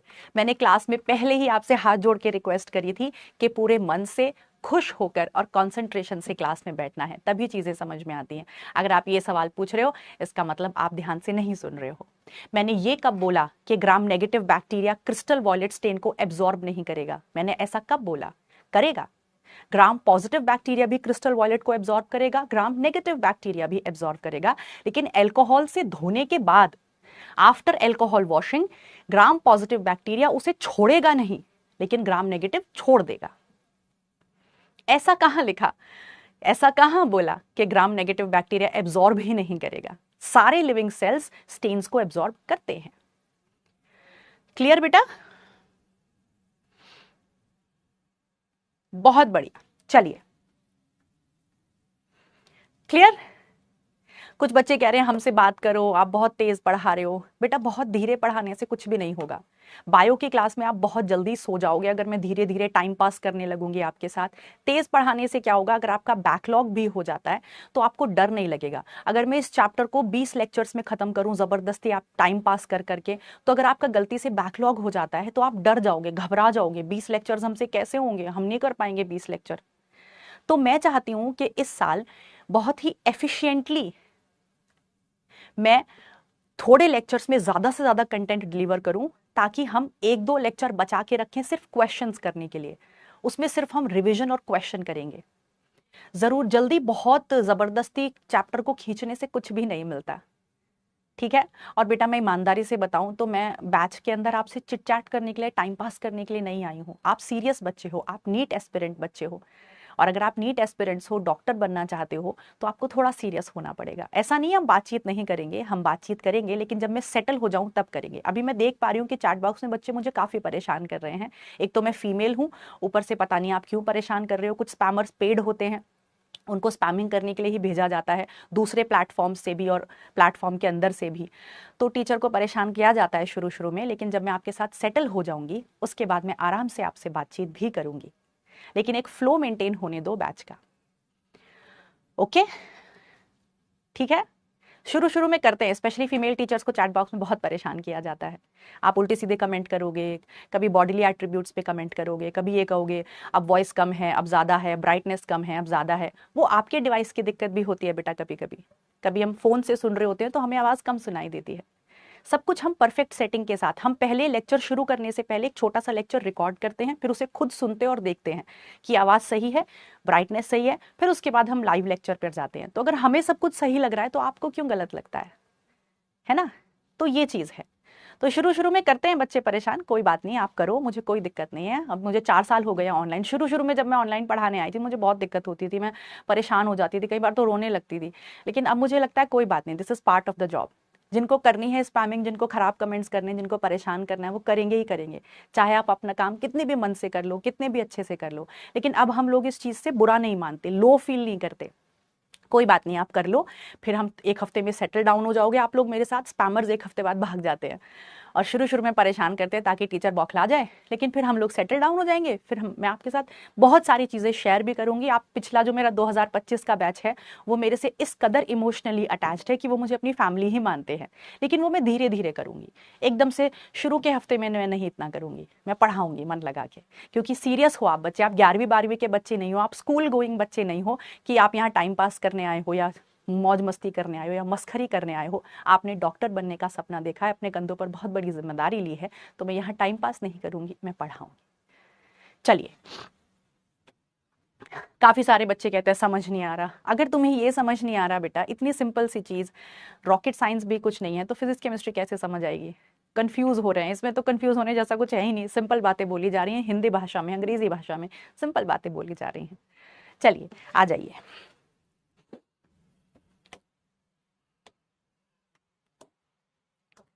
तो अब हम ना तो डिस्ट्रैक्ट होते हैं, अपने मतलब का कभी कभार कमेंट देख लेते हैं, जो चैट में कोई जेन्युइन डाउट दिखाई देता है, बिना बात के काफी सारे बच्चे रिपीट रिपीट करते हैं। आप रिकॉर्डेड लेक्चर में रिपीट देख लो, आप 1 लाख बार रिपीट कर सकते हो रिकॉर्डेड लेक्चर में, लेकिन अगर हम लाइव लेक्चर में 50 बार रिपीट करेंगे तो बाकी का सीरियस बच्चा बोर होके भाग जाएगा।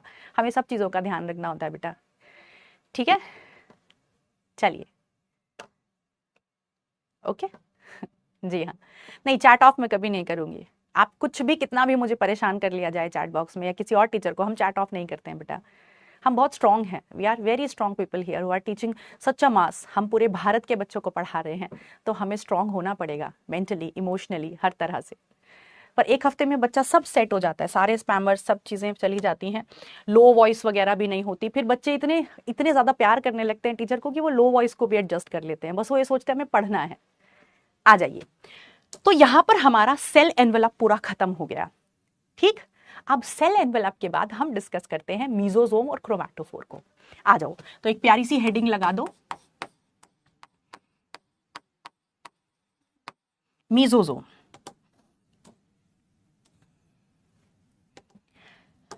मैम ने क्या बताया, मीजोजोम क्या होता है? मीजोजोम मेम्ब्रेनस स्ट्रक्चर होता है। मैम ने क्या बताया? मीजोजोम जो होता है वो मेम्ब्रेनस स्ट्रक्चर होता है। मेम्ब्रेन, जो मेम्ब्रेन है वो अंदर की तरफ धंस जाती है तो मीजोजोम बनता है। मेम्ब्रेनस स्ट्रक्चर कैसे बना? Formed by infolding. अभी मैंने बताया प्लाज्मा मेम्ब्रेन अंदर की तरफ एक्सटेंड हो गई, इनफोल्ड हो गई, तो मीजोजोम बना। फॉर्म्ड बाय इनफोल्डिंग और extension of plasma membrane.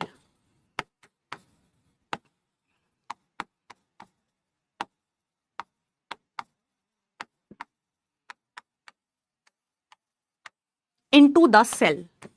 Plasma membrane cell के अंदर की तरफ एक्सटेंड हो गई है तो मीसोजोम बना। जब वो सेल के अंदर की तरफ एक्सटेंड हो रही है, सेल के अंदर की तरफ खिंच रही है, ऐसे समझो बेटा।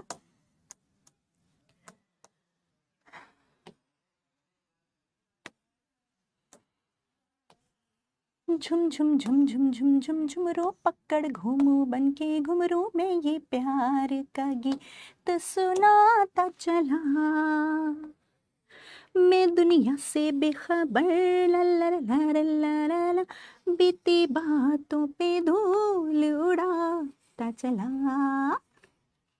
चलिए ये देखो, तो जो प्लाज्मा मेम्ब्रेन है वो अंदर की तरफ धस रही है, इनफोल्ड हो रही है, तो वो कभी कभी ऐसे टिब्यूलर फॉर्म में भी हो सकती है। टिब्यूलर का मतलब क्या होता है? ट्यूब फॉर्म में। तो प्लाज्मा मेम्ब्रेन ट्यूब की फॉर्म में भी सेल के अंदर धस सकती है, या ऐसे वेसिकल की फॉर्म में। वेसिकल क्या होता है? गोला, सर्कल जैसा स्ट्रक्चर। या फिर ऐसे लैमिली की फॉर्म में। लैमिली कैसा होता है? ऐसा। तो जब प्लाज्मा मेम्ब्रेन अंदर की तरफ धस रही है तो वो इन तीनों फॉर्म्स में धस सकती है, ऐसे भी, ऐसे भी और ऐसे भी। और ये तीनों ही फॉर्म्स में मीजोजोम प्रेजेंट हो सकता है बैक्टीरिया के अंदर। तो आप ये कह सकते हो कि मीजोजोम और कुछ नहीं बल्कि धसी हुई प्लाज्मा मेम्ब्रेन ही है, राइट? चलिए, तो मीसोजोम जो है कैन बी प्रेजेंट। ये कैसी फॉर्म दिखाई दे रही है? ट्यूब जैसी।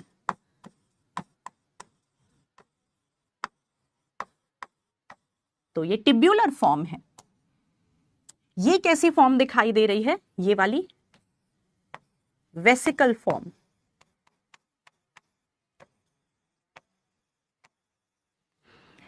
ये कैसी फॉर्म दिखाई दे रही है? Lamellae form.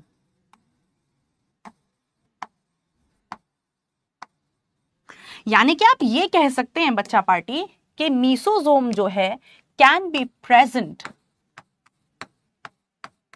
वो सेल के अंदर can be present in the form, in तीन फॉर्म्स में वो प्रेजेंट हो सकता है। टिब्यूलर फॉर्म में वो प्रेजेंट हो सकता है, वेसिकल फॉर्म में वो प्रेजेंट हो सकता है, और वो लैमिली फॉर्म में प्रेजेंट हो सकता है। Can be present in tubular, vesicle and lamellae form. जी मैम, तो मीजोजोम क्या है ये तो हमें समझ में आ गया, वो कौन कौन सी फॉर्म में प्रेजेंट होता है ये भी हमें समझ में आ गया मैम। अब हम बात करते हैं मीजोजोम के फंक्शंस की। मीजोजोम के क्या क्या फंक्शंस होते हैं? तो सबसे पहला इंपॉर्टेंट फंक्शन जो है मीसोजोम का, वो है रेस्पिरेशन करने का। बैक्टीरिया के अंदर मीजोजोम रेस्पिरेशन में हेल्प करता है। क्यों? क्योंकि इसके साथ रेस्पिरेटरी एंजाइम्स जुड़े होते हैं। Respiratory enzymes are associated. समझ आ गया बेटा? क्योंकि हम सब जानते हैं कि बैक्टीरिया के पास माइटोकॉन्ड्रिया तो होता नहीं है जैसे हम यूकैरियोटिक सेल के पास होता है। जैसे हमारे अंदर माइटोकॉन्ड्रिया एरोबिक रेस्पिरेशन में हेल्प करता है, बैक्टीरिया के अंदर भी तो एरोबिक रेस्पिरेशन होता है। तो अगर वहां माइटोकॉन्ड्रिया नहीं है तो माने वहां रेस्पिरेशन ही नहीं होगा? ऐसा तो नहीं है। तो वहां पर जो प्लाज्मा मेम्ब्रेन है वही रेस्पिरेशन करने में हेल्प करती है मीजोजोम की फॉर्म में। तो मीजोजोम के साथ रेस्पिरेटरी एंजाइम्स जुड़े रहते हैं। दूसरा इसका इंपॉर्टेंट काम है हेल्प इन डीएनए रेप्लिकेशन। ये बैक्टीरिया के अंदर डीएनए रेप्लिकेशन में भी मदद करती है। ड्यूरिंग बाइनरी फिजन, जब बैक्टीरिया डिवाइड करता है बेटा बाइनरी फिजन से, तो उस दौरान डीएनए को रेप्लिकेट किया जाता है और वहां रेप्लिकेशन में मीसोजोम हेल्प करता है। बाइनरी फिजन के दौरान डीएनए को रेप्लिकेट कराने में मदद करता है। तीसरा important function, it helps in cell wall formation. जब बैक्टीरिया बाइनरी फिजन से डिवाइड कर रहा होता है, यानी कि एक बैक्टीरिया दो बैक्टीरिया में बदल रहा होता है बेटा, तो उस दौरान नई सेल वॉल भी तो बनाई जाएगी। जब एक बैक्टीरिया डिवाइड करके दो बैक्टीरिया बनाएगा तो इन दोनों नए बैक्टीरिया के चारों तरफ नई सेल वॉल बनाई जाएगी ना। उस नई सेल वॉल को बनाने में भी मीसोजोम मदद करता है। तो बाइनरी फिजन के दौरान, डिवीजन के दौरान बैक्टीरिया के अंदर दो मेजर काम संभालता है मीसोजोम। डीएनए को दुगना करता है, डीएनए को डुप्लीकेट कराता है और नई सेल वॉल बनाने में मदद करता है। डीएनए रेप्लिकेशन को आप डीएनए डुप्लीकेशन भी कहते हो, ये जानते हो ना। चलिए, then it helps in secretion process, NCERT के सारे वर्ड्स नोट्स में होंगे बेटा। तो अगर आप नोट्स पढ़ने के बाद कभी एनसीईआरटी पढ़ना भूल भी जाएं तो आपको डरने की कोई भी जरूरत नहीं है, क्योंकि आपकी मैम एनसीईआरटी का एक एक वर्ड नोट्स में कवर करा देंगी। So helps in secretion process. Ma'am secretion का मतलब क्या होता है बेटा? सिक्रेशन का मतलब होता है कुछ नया बनाना, कुछ सिक्रीट करना।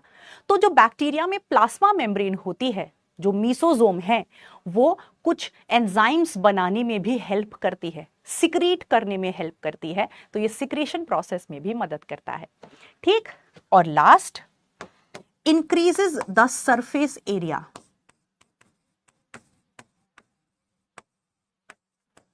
increases the surface area and increases the enzymatic content। Ma'am इसका क्या मतलब हुआ? अभी सुनो। and increases the enzymatic content। अब इसका मतलब सुनो मेरे बच्चों, नोट्स कहाँ मिलते हैं बेटा? नोट्स आपको बैच में ही मिलेंगे।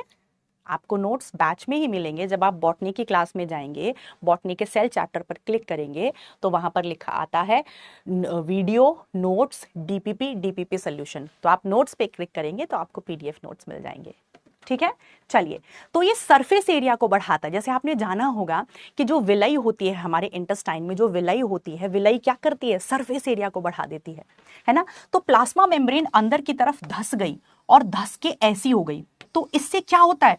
इससे सरफेस एरिया बढ़ जाता है। सरफेस एरिया बढ़ जाता है। और हम जानते हैं कि जो प्लाज्मा मेम्ब्रेन है उसके साथ रेस्पिरेटरी एंजाइम्स जुड़े रहते हैं। यानी कि जब ये प्लाज्मा मेम्ब्रेन अंदर की तरफ धस गई है, मीसोजोम उसने बना लिया है, तो सरफेस एरिया बढ़ गया है और इससे जुड़ा हुआ जो एंजाइम का कंटेंट है वो भी बढ़ गया है। समझ में आ गई बेटा बात? तो चलिए, ये पांचों फंक्शंस आप मीजोजोम के ध्यान रखेंगे। मीजोजोम क्या होता है, मीजोजोम कौन कौन सी फॉर्म में प्रेजेंट हो सकता है? ट्यूब्यूलर फॉर्म में हो सकता है, वेसिकल फॉर्म में हो सकता है और लैमेली फॉर्म में हो सकता है। और यहां लिख लीजिए, ये नीट पॉइंट ऑफ व्यू से बेहद इंपॉर्टेंट है। मीजोजोम पर क्वेश्चन बहुत बहुत बार रिपीटेड हुआ है। इस चैप्टर से मीजोजोम पर बहुत बार क्वेश्चंस आए हैं। क्लियर है बेटा? याद रखोगे, मीसोजोम और कुछ नहीं है, धसी हुई प्लाज्मा मेम्ब्रेन है जो 3 डिफरेंट फॉर्म्स में हो सकती है, और ये 5 हैं उसके इंपॉर्टेंट फंक्शंस। इतना ही मीसोजोम से सवाल पूछा जाता है। चलिए, अब मीसोजोम से हम आगे की तरफ बढ़ते हैं क्रोमैटोफोर पर। तो आप M for mesosome, M for mitochondria. तो आप ध्यान रखना, बैक्टीरिया के पास माइटोकॉन्ड्रिया तो है नहीं, तो माइटोकॉन्ड्रिया जैसा काम कौन करता है? मीसोजोम करता है। चलिए, अब हम चलते हैं क्रोमैटोफोर पर। क्रोमैटोफोर क्या है मैम? बेटा ये भी धसी हुई प्लाज्मा मेम्ब्रेन है। क्रोमैटोफोर भी कैसे बनता है? Formed by infolding of plasma membrane.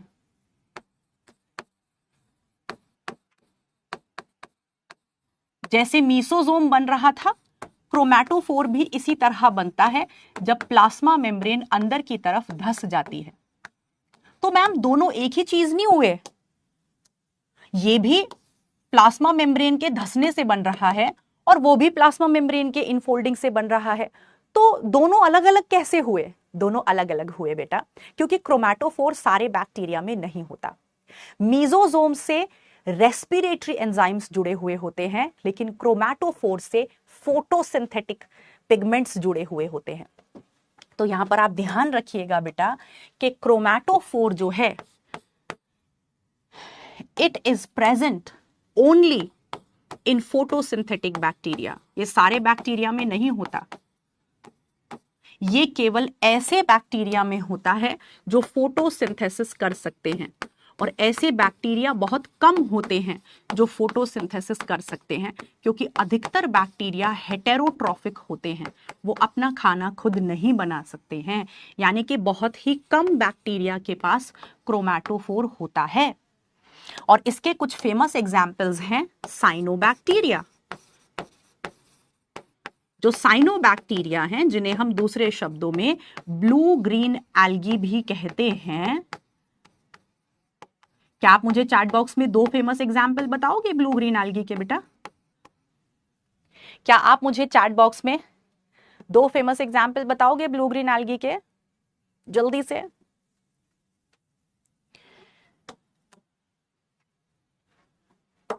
Yes, 2 famous example हैं, नॉस्टॉक और एनाबीना, जो हम बायोलॉजिकल क्लासिफिकेशन में डिटेल में पढ़ेंगे। साइनोबैक्टीरिया के बहुत सारे एग्जाम्पल्स पढ़ेंगे। फिर green sulphur bacteria, purple sulphur bacteria, इनका जिक्र इस चैप्टर में हुआ है। आगे जब मैं गैस वैक्यूल पढ़ाऊंगी तो वहां पर मैं इनके बारे में आपको बताऊंगी। Green sulphur bacteria, purple sulphur bacteria, right. तो ये कुछ फेमस एग्जाम्पल्स हैं फोटोसिंथेटिक बैक्टीरिया के। इन्हीं में यस बहुत सारे एग्जाम्पल बच्चों ने लिखे, ऑसिलेटोरिया, नॉस्टॉक, एनाबीना, बहुत बेहतरीन बेटा, पता है आप लोगों को चीजें।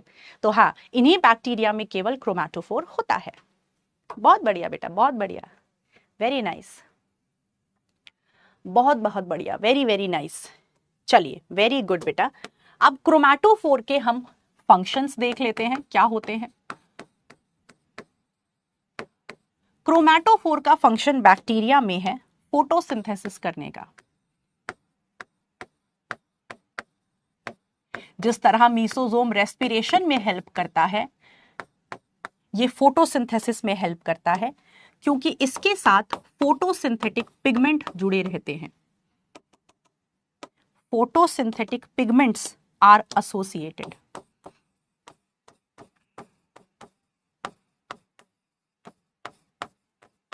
Photosynthetic pigments are associated. ठीक है बेटा, चलिए, दोनों के बीच में फर्क समझ में आ गया, मीसोजोम और क्रोमैटोफोर।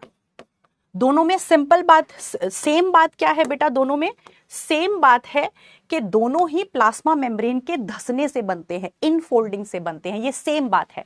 लेकिन दोनों में अलग बात क्या है कि वो रेस्पिरेशन में हेल्प करता है, उसके साथ रेस्पिरेटरी एंजाइम्स जुड़े होते हैं, पर ये फोटोसिंथेसिस में हेल्प करता है, इसके साथ फोटोसिंथेटिक पिगमेंट्स जुड़े होते हैं, और ये बहुत ही कम बैक्टीरिया में देखने को मिलता है, only in photosynthetic bacteria.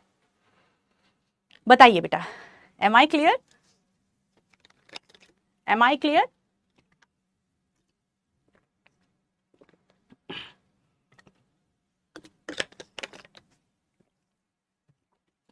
Ma'am, binary fission क्या होता है? बेटा, बाइनरी फिजन एक ऐसा प्रोसेस होता है जिससे बैक्टीरिया डिवाइड करके 2 बैक्टीरिया बन जाता है। It is a mode of asexual reproduction in bacteria. चलिए, बहुत बढ़िया मेरे बच्चों, मेरे प्यारे प्यारे से क्यूट क्यूट से बच्चों। तो मीसोजोम और क्रोमैटोफोर समझ में आया। तो अभी तक हमने क्या पढ़ा? हमने ग्लाइकोकैलिक्स के बारे में जाना, सेल वॉल के बारे में जाना, प्लाज्मा मेम्ब्रेन के बारे में जाना, और प्लाज्मा मेम्ब्रेन से रिलेटेड 2 स्ट्रक्चर्स के बारे में जाना, that is chromatophore and mesosome. अब हम डिस्कस करते हैं बैक्टीरिया के फ्लैजिला को।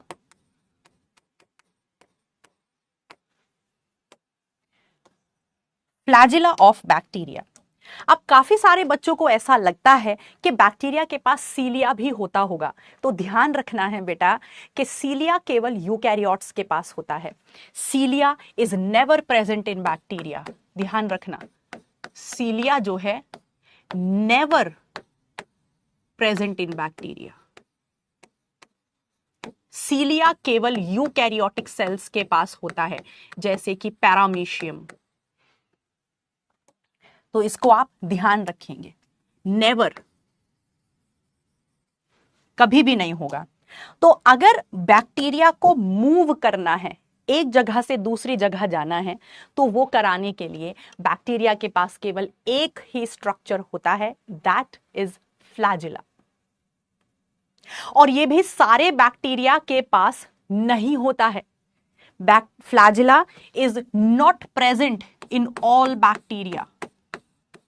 ये ध्यान रखना, is not present in all bacteria.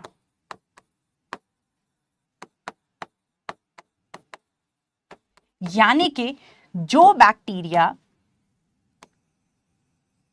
के पास फ्लैजिला नहीं होता है, ये भी बता देती हूं, इसके बेसिस पर हम बैक्टीरिया को दो कैटेगरीज में डिवाइड करते हैं। बैक्टीरिया के पास फ्लैजिला है या नहीं है बेटा, इसके बेसिस पर हम बैक्टीरिया को दो कैटेगरीज में डिवाइड करते हैं। कौन सी कैटेगरीज मैम? बेटा पहला है मोटाइल और दूसरा है नॉन मोटाइल। दो तरह के बैक्टीरिया होते हैं, motile bacteria and non motile bacteria. माने कि ऐसे बैक्टीरिया जिनके पास फ्लैजिला है वो मूवमेंट दिखाते हैं, एक जगह से दूसरी जगह मूव करते हैं।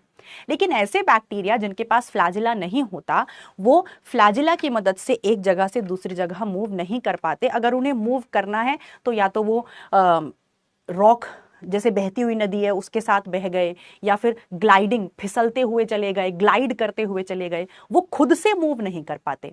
तो ऐसे बैक्टीरिया जो खुद से मूव नहीं कर पाते वो नॉन मोटाइल बैक्टीरिया होते हैं। तो बेटा ऐसे बैक्टीरिया जिनके पास फ्लैजिला है उन्हें हम मोटाइल बैक्टीरिया कहते हैं। लेकिन ऐसे बैक्टीरिया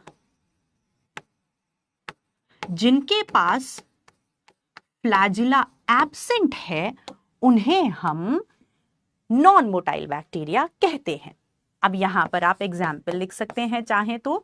ई कोलाई जो है वो एक मोटाइल बैक्टीरिया है, उसके पास होते हैं। लैक्टोबैसिलस जो है वो एक मोटाइल बैक्टीरिया है।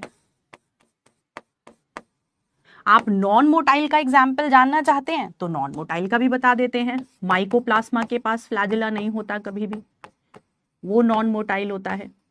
जितनी भी ब्लू ग्रीन एल्गी होते हैं, जितने भी साइनोबैक्टीरिया हैं, चाहे आपका नॉस्टोक हो चाहे एनाबीना हो, सारे साइनोबैक्टीरिया नॉन मोटाइल होती हैं। सारी blue green algae non motile होती हैं। और ब्लू ग्रीन एल्गी पानी में, साइनोबैक्टीरिया पानी में होते हैं तो वो पानी की मदद से ही मूव करते हैं, वो खुद से मूव नहीं कर सकते। बात समझ में आ गई बेटा? आ गई बात समझ में? तो यहां पर हमने बैक्टीरिया को दो कैटेगरीज में डिवाइड कर लिया on the basis of flagella. ठीक, चलिए सीलिया कभी नहीं होता बैक्टीरिया में, ध्यान रखना। अब ये जो फ्लैजिला है इसका जो अरेंजमेंट है बैक्टीरियल सेल के ऊपर वो कैसा रहेगा, ये अलग अलग बैक्टीरिया में अलग अलग हो सकता है। सो अरेंजमेंट एंड डिस्ट्रीब्यूशन, देखो एनसीईआरटी यहां एक लाइन लिखती है, मैं वो एग्जैक्ट लाइन बता देती हूं तुम्हें फ्लैजिला की। हाँ ये रही, यहां पे एनसीईआरटी कह रही है दैट नंबर और अरेंजमेंट ऑफ फ्लैजिला में बहुत वैरायटी होती है बैक्टीरिया के पास। कितना फ्लैजिला का नंबर कितना होगा और उसका अरेंजमेंट कैसा होगा, माने मैं भी बताती हूं। There is great variety in number and arrangement of flagella.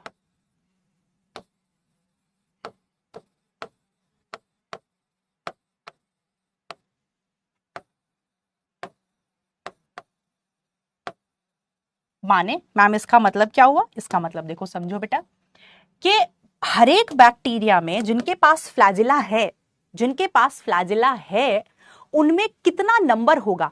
किसी बैक्टीरिया के पास एक होता है फ्लैजिला, किसी के पास 2 होते हैं, किसी के पास 4 होते हैं, किसी के पास 6 होते हैं, किसी के पास 8 होते हैं। तो कितना नंबर होगा फ्लैजिला का और उनका अरेंजमेंट कैसा रहेगा, ये अलग अलग बैक्टीरिया में अलग अलग होता है। जैसे मैं अभी तुम्हें करके बताती हूँ। देखो कुछ बैक्टीरिया ऐसे होते हैं बेटा, कुछ बैक्टीरिया ऐसे होते हैं जिनके पास एक ही फ्लैजिला है सपोज, और वो इस तरह अरेंज्ड है ऐसे। कुछ बैक्टीरिया ऐसे हैं जिनके पास 2 फ्लैजिला हैं। अभी देख ध्यान देना, अगर 2 फ्लैजिला हैं तो वो दोनों ऐसे एक साथ भी हो सकते हैं ऐसे, या फिर ऐसा भी हो सकता है कि उन 2 फ्लैजिला में से एक इधर की तरफ हो और एक इधर की तरफ हो। सपोज किसी के पास 4 फ्लैजिला है, ऐसा भी हो सकता है कि वो चारों के चारों फ्लैजिला ऐसे एक तरफ हो, या ऐसा भी हो सकता है कि उन चार में से दो एक तरफ हो और दो एक तरफ हो। ऐसा भी हो सकता है कि बहुत सारे फ्लैजिला हो, पूरे सरफेस पर बहुत सारे फ्लैजिला हो। आप बात को समझे? तो फ्लैजिला का कितना नंबर होगा और उसका अरेंजमेंट कैसा रहेगा, वो एक ही तरफ रहेंगे, दो तरफ रहेंगे, उनका अरेंजमेंट कैसा रहेगा, ये अलग अलग बैक्टीरिया में अलग अलग हो सकता है। बेटा हैंड रिटन नोट्स मिलेंगे जब चैप्टर खत्म हो जाएगा। तीन चीजें आपको तब मिलेंगी जब चैप्टर खत्म हो जाएगा। पहला हैंड रिटन नोट्स, चार चीजें ध्यान से सुन लो अभी सारे बच्चे, चार चीजें ऐसी हैं जो आपको तब मिलेंगी जब चैप्टर खत्म हो जाएगा। एक, पूरे के पूरे चैप्टर की प्रैक्टिस शीट जिसमें ऑलमोस्ट 100 क्वेश्चंस होते हैं। दूसरा, समरी लेक्चर पूरे चैप्टर का। तीसरा, रिवीजन पॉडकास्ट पूरे चैप्टर का। और fourth, handwritten notes. Daily के नोट्स आपको डेली मिलेंगे और डेली प्रैक्टिस पेपर आपको डेली मिलेंगे। ओके, क्लियर है बेटा?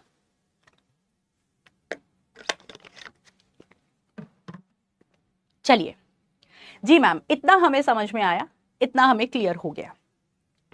आज हम सिर्फ फ्लैजिला कंप्लीट करेंगे बेटा, फिर पिलई, फिम्बरई, राइबोसोम और इंक्लूजन बॉडी मैं कल की अगली क्लास में कराऊंगी, जो अगले हफ्ते हमारी क्लास रहेगी उसमें कराऊंगी। आज हम सिर्फ फ्लैजिला कंप्लीट करेंगे, फिर हम कुछ क्वेश्चंस करेंगे। ठीक है, आ जाइए। तो फ्लैजिला को पूरा कर लेते हैं।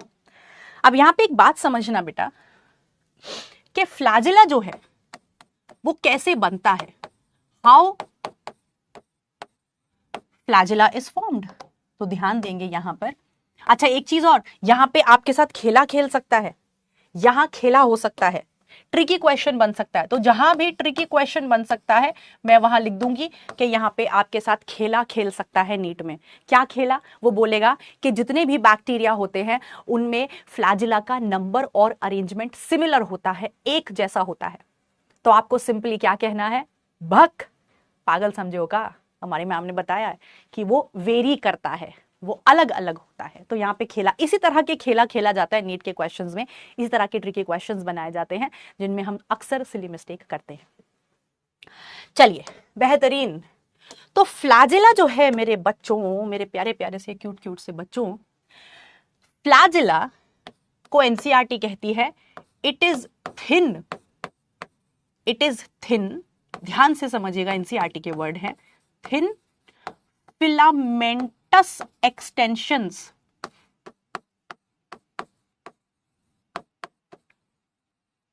it is thin filamentous extensions from cell wall। ये लाइन सीधा एनसीईआरटी से उठाकर ही क्वेश्चंस में पूछी जाती है। थिन का मतलब क्या होता है, पतले। फिलामेंटस यानी कि फिलामेंट की शेप के, इस तरह की शेप के, ये फिलामेंटस शेप होती है। तो ये क्या कह रहा है कि जो फ्लैजिला है वो एक ऐसा स्ट्रक्चर है जो सेल वॉल से निकलता है, फिलामेंट की शेप का होता है और पतला सा स्ट्रक्चर होता है। So it is thin filamentous structure arising out of cell wall, cell wall से बाहर निकलता है। अब इस वाली स्टेटमेंट के साथ भी आपके साथ वो खेला खेल सकता है। मैम यहां पर क्या खेला खेला जा सकता है हमारे साथ, यहां पे वो कहेगा कि थिक एक्सटेंशंस हैं, thick filamentous extension going into the cell, cell के अंदर जा रहा है फ्लैजिला। नहीं, सेल के अंदर नहीं जाता फ्लैजिला, सेल के बाहर आता है। और ये मोटे नहीं, ये पतले एक्सटेंशंस होते हैं। तो यहां पे खेला खेला जा सकता है, ट्रिकी क्वेश्चन बना सकता है, सिली मिस्टेक हो सकती है। आपको सिंपली क्या कहना है, बक। चलिए, यानी कि कैसे स्ट्रक्चर है, बच्चा बच्चा जानता है, ये सरफेस स्ट्रक्चर है। सरफेस मतलब ये बाहर की तरफ आता हुआ स्ट्रक्चर है, ये सेल के अंदर नहीं जाता, सेल वॉल से बाहर की तरफ निकलता है। चलिए, सब बच्चा बच्चा जानता है फ्लैजिला का फंक्शन क्या होता है। फ्लैजिला का एक ही काम होता है, हेल्प इन मूवमेंट और मोटिलिटी। बैक्टीरिया को मदद करता है मूव करने में, हेल्प इन मूवमेंट, या जिसे हम क्या कह सकते हैं, मोटिलिटी। या जिसे हम कह सकते हैं मोटिलिटी, मूवमेंट में हेल्प करता है, मोटिलिटी में हेल्प करता है। ओके, यही एक काम है फ्लैजिला का, और कोई काम नहीं है। चलिए ठीक है मैम, इतना हमें समझ में आया। अब यहाँ पे आप ध्यान दीजिएगा बेटा कि बैक्टीरिया का जो फ्लैजिला होता है वो यूकैरियोट्स के फ्लैजिला से एकदम अलग होता है। प्रोकैरियोट्स का जो फ्लैजिला होता है, यहां पे नोट बना के साइड में लिख लेंगे कि हम फ्लैजिला के बारे में जब मैं यूकैरियोटिक सेल आपको पढ़ाऊंगी तो मैं वहां भी आपको फ्लैजिला के बारे में बढ़ाऊंगी। तो यहां flagella in eukaryotes has 9+2 arrangement. Eukaryotes के फ्लैजिला में 9+2 अरेंजमेंट होता है और वो बना होता है माइक्रोटिब्यूल्स का, कंपोज्ड ऑफ माइक्रोटिब्यूल्स। मैम ये माइक्रोटिब्यूल्स क्या होते हैं बेटा? ये पतले पतले प्रोटीन के धागे होते हैं जिनको सेंट्रियोल बनाते हैं। तो ये हम बात कर रहे हैं यूकैरियोट्स में। तो इसी चैप्टर में मैं आपको बताऊंगी बेटा कि जब हम यूकैरियोट्स के केस में फ्लैजिला की बात करते हैं तो वहां पर फ्लैजिला को बनाने में माइक्रोटिब्यूल्स का हाथ होता है। इस तरह का स्ट्रक्चर होता है, दो ऐसे 9 धागे होते हैं बाहर की तरफ जो कि जोड़ों में होते हैं और सेंटर पर 2 धागे होते हैं। इसे हम 9+2 अरेंजमेंट कहते हैं। ये देखो एक जोड़ा, ये किसका जोड़ा है? ये माइक्रोटिब्यूल का जोड़ा है। मैम माइक्रोटिब्यूल क्या होते हैं? माइक्रोटिब्यूल पतले पतले प्रोटीन के धागे होते हैं जो टिब्यूलिन प्रोटीन के बने होते हैं। तो एक पतला सा धागा ये, दूसरा पतला सा धागा ये, तो एक जोड़ा माइक्रोटिब्यूल का ये। ऐसे माइक्रोटिब्यूल के 9 जोड़े होते हैं, 9 पेयर्स होते हैं और सेंटर पर 2 माइक्रोटिब्यूल होते हैं। इस अरेंजमेंट को हम 9+2 अरेंजमेंट कहते हैं, जो कि बैक्टीरिया के फ्लैजिला में देखने को नहीं मिलता है। ध्यान रखेंगे आप, नहीं मिलता है।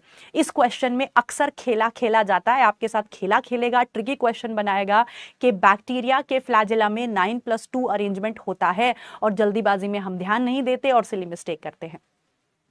तो यहां पर ध्यान रखेंगे, यूकैरियोट्स के फ्लैजिला में माइक्रोटिब्यूल्स होते हैं और माइक्रोटिब्यूल्स में कौन सा प्रोटीन होता है? माइक्रोटिब्यूल्स में टिब्यूलिन प्रोटीन होता है।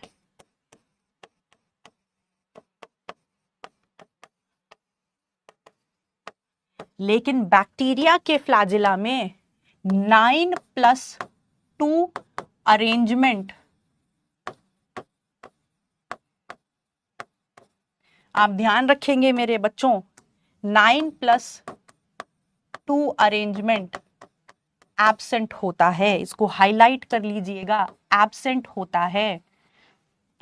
यानी कि इनका फ्लैजिला में माइक्रोटिब्यूल्स नहीं होते हैं, इनके फ्लैजिला में टिब्यूलिन प्रोटीन नहीं होता है। It is composed of a single protein. ये एक सिंगल प्रोटीन का बना होता है, एक सिंगल धागा होता है और वो सिंगल प्रोटीन का बना होता है और उस सिंगल प्रोटीन को हम कहते हैं फ्लैजिलिन प्रोटीन।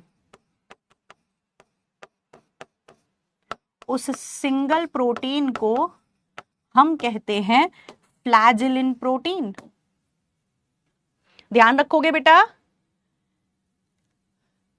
बैक्टीरिया के फ्लैजिला में 9+2 अरेंजमेंट नहीं होता है, वहां माइक्रोटिब्यूल्स नहीं होते हैं, ना ही टिब्यूलिन प्रोटीन होता है। उनका फ्लैजिला एक सिंगल प्रोटीन से बनता है और उस सिंगल प्रोटीन को हम फ्लैजिलिन प्रोटीन कहते हैं। ओके, क्लियर है? क्लियर है मेरे बच्चों? चलिए बहुत बेहतरीन। तो यहां पर लिख लीजिएगा कि खेला खेला जा सकता है। जहां जहां पे कह रही हूं खेला खेला जा सकता है, मतलब वहां पे ट्रिकी क्वेश्चन आ सकता है और आपको सिंपल कहना है बक। बैक्टीरिया में 9+2 अरेंजमेंट नहीं होता, सेंट्रियोल्स नहीं है, माइक्रोट्यूब्यूल्स नहीं है, ट्यूबुलिन प्रोटीन नहीं है, केवल है फ्लैजेलिन प्रोटीन। चलिए बेहतरीन, बस 2 मिनट और फिर हम वाइंड अप करेंगे, फिर हम क्वेश्चंस करेंगे। जो हमारे पास 10 मिनट बचे हैं उसमें हम करेंगे क्वेश्चंस। एक छोटी सी बात और बता दूं कि अगर हम स्ट्रक्चर ऑफ फ्लैजिला की बात करते हैं बैक्टीरिया में,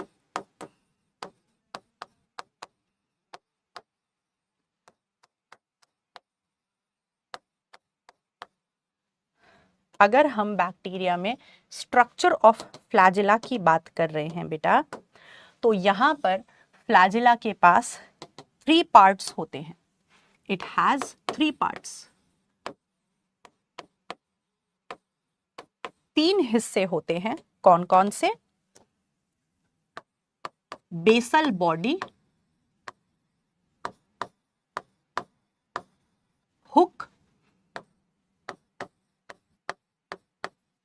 और फिलामेंट।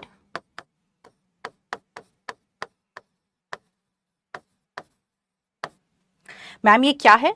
टेंशन ना लो, अभी समझ में आएगा ये क्या है बेटा।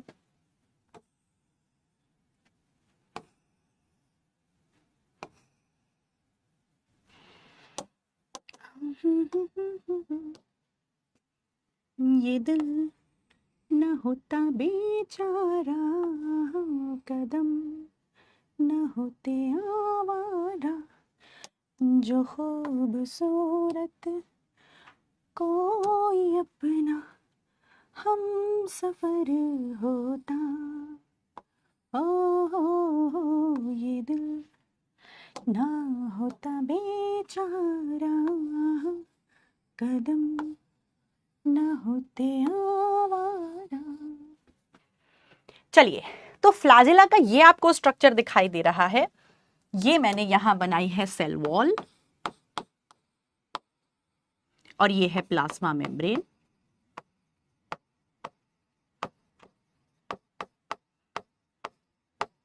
तो इस तरह सेल वॉल से बाहर की तरफ निकलता हुआ आपको एक स्ट्रक्चर दिखाई दे रहा है जिसे हम फ्लैजिला कह रहे हैं।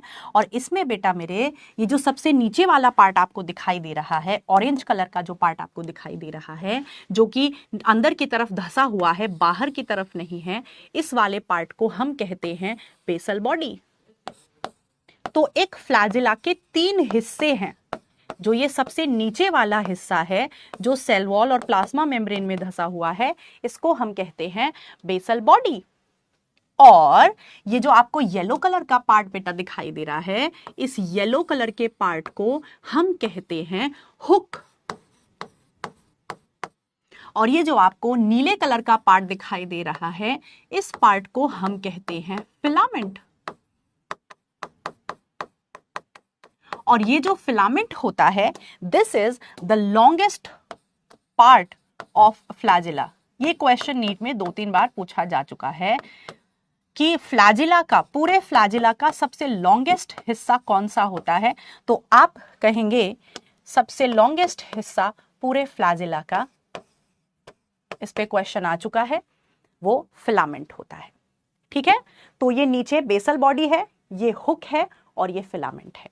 ये जो बेसल बॉडी है ये नीचे मोटर की तरह घूमती है, और ये जो फिलामेंट है ये ऊपर ऐसे फड़फड़ाता है यूं, और फड़फड़ाने से क्या करता है, ये मूव करता है, सेल आगे की तरफ बढ़ता है। जैसे जो पक्षी है अपने पंख ऐसे फड़फड़ाता है तो वो आगे की तरफ मूव करता है, ऐसे ही फिलामेंट जब ऐसे फड़फड़ाता है तो वो आगे की तरफ मूव करता है। ठीक है बेटा। हाँ, सेल वॉल से अराइज होगा। ये एक थिन फिलामेंटस स्ट्रक्चर है which will arise from cell wall. ठीक है जी हाँ, लाइक वेव। तो चलिए आज के लिए इतना रखते हैं, थ्योरी पार्ट हुआ यहां पर खत्म। अब हम कुछ क्वेश्चन सॉल्व करेंगे और एक बार एनसीईआरटी देखेंगे। 12:45 is the sharp timing of our batch, जो हम आपको छोड़ देंगे। तो अभी हमारे पास 10 मिनट है, आ जाइए हम डिस्कस करते हैं। तो उम्मीद है आपको फिलामेंट, ये फ्लैजिला अच्छे से समझ में आ गया होगा, सारे पॉइंट्स बेटा। कहाँ खेला खेला जा सकता है वो भी मैंने आपको बता दिया। 9+2 अरेंजमेंट यहाँ नहीं होता है, और इसमें कौन कौन से हिस्से होते हैं ये हमने समझ लिया। अब जो बाकी प्रोकैरियोटिक सेल का बचा हुआ हिस्सा है वो हम पढ़ेंगे कल की क्लास में। ओके मेरे बच्चों, एक बार हम फटाफट से एनसीईआरटी रीड कर लेते हैं और फिर हम क्वेश्चन सॉल्व करेंगे। तो जितना पार्ट हमने अभी पढ़ा है उसकी हम एनसीईआरटी रीड करते हैं। सारे बच्चे अपनी अपनी एनसीईआरटी अपने सामने ओपन कर लेंगे। चलिए स्टार्ट करते हैं। Cell envelope and its modification. Most prokaryotic cell, particularly the bacterial cell, have a chemically complex cell envelope. ये क्या कह रहा है कि बैक्टीरियल सेल का केमिकली कॉम्प्लेक्स सेल एनवेलप होता है। केमिकली कॉम्प्लेक्स का मतलब उसमें कौन से केमिकल्स प्रेजेंट होंगे, वो कॉम्प्लेक्स है। जैसे मैंने आपको बताया उसमें एन एसिटाइल म्यूरामिक एसिड है, एन एसिटाइल ग्लूकोसा अमीन है, तो it is chemically a complex structure. आसान नहीं है, कॉम्प्लेक्स स्ट्रक्चर है। तो यहां पर अपनी एनसीईआरटी में लिख लेना कि यहां पर क्वेश्चन बन सकता है और खेला खेला जा सकता है। अपनी एनसीईआरटी में पेंसिल से कोई भी बच्चा बिना एनसीईआरटी के बॉटनी लेक्चर को अटेंड नहीं करेगा, और अपने हाथ में पेन नहीं होना चाहिए, पेंसिल होनी चाहिए। पेन से बहुत गंदी हो जाती है बुक। तो मेरे साथ साथ लिखते जाना, हाईलाइट करके कहां कहां से क्वेश्चन बन सकता है। एक बच्ची ने कल मुझसे टेलीग्राम पे क्वेश्चन पूछा, मैम आपने कहा था कि एक एनसीईआरटी की अलग से कॉपी बना लो जिसमें हमें खुद से अपने पर्सनल क्वेश्चंस बनाने हैं। एनसीईआरटी को स्टूडेंट की तरह नहीं, एग्जामिनर की तरह पढ़ना है। तो मैं आपको क्लास में क्वेश्चंस बनाना सिखाऊंगी, आ जाओ। जैसे इसी लाइन से क्वेश्चन बन सकता है। कैसे बन सकता है?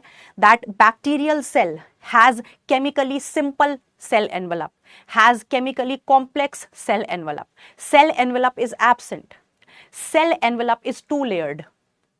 तो वो पूछेगा इसमें से सही स्टेटमेंट बताओ। तो सही स्टेटमेंट क्या हो जाएगी कि the cell envelope is chemically complex. वो केमिकली सिंपल नहीं है, केमिकली कॉम्प्लेक्स है। तो हमने यहाँ पे 4 ऑप्शंस बना दिए, 4 में से 3 गलत थे, 1 सही था।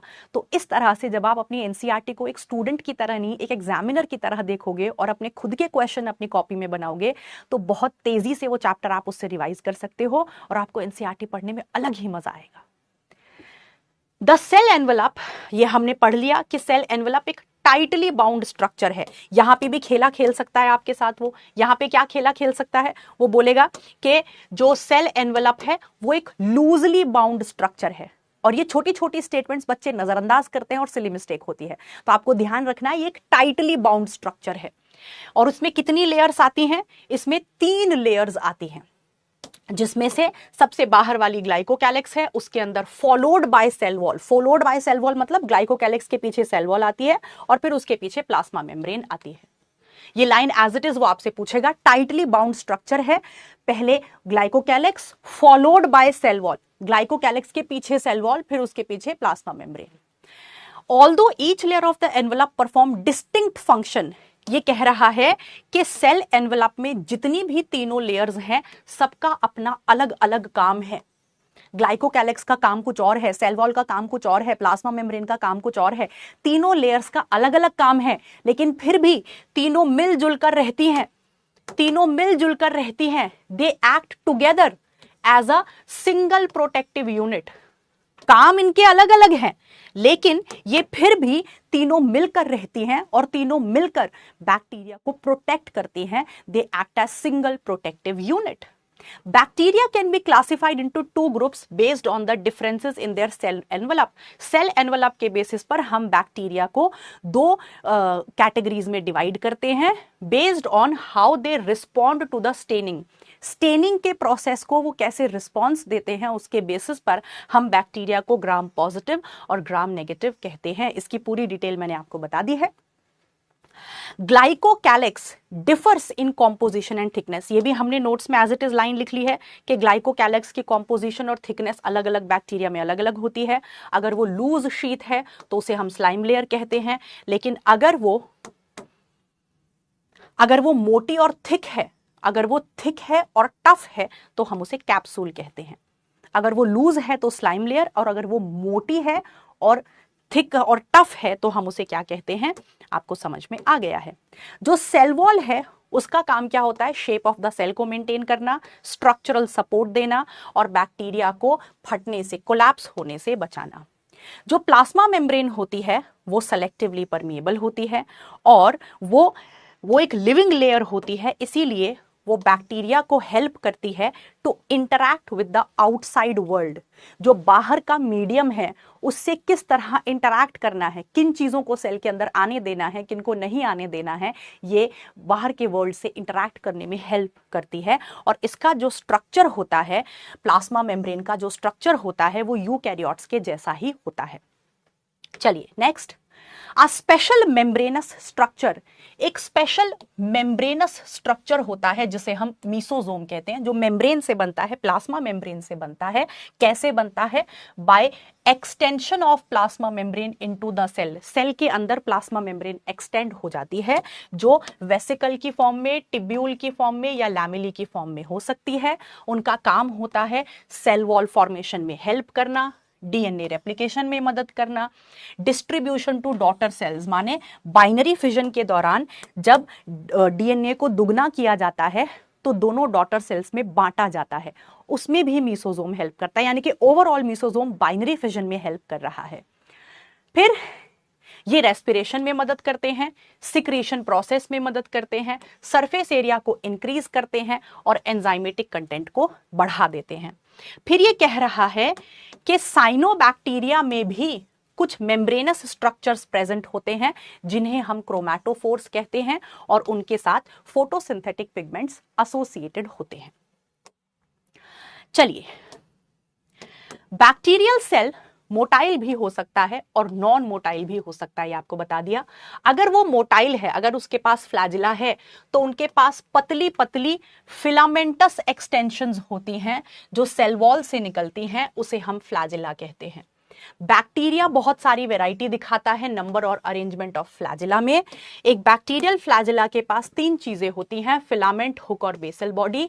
जो फिलामेंट होता है वो लॉन्गेस्ट पोर्शन होता है पूरे के पूरे फ्लैजिला का। ओके, तो जो हमने आज पढ़ा वो हमने साथ साथ एनसीईआरटी से रीड भी कर लिया है। अब यहाँ पे कहाँ कहाँ खेला खेला जा सकता है मैंने आपको बता दिया। एक खेला यहाँ भी खेला जा सकता है बेटा, वो कह सकता है कि कैप्सूल जो है वो एक पतली और टफ लेयर है, यहां पर भी खेला खेला जा सकता है।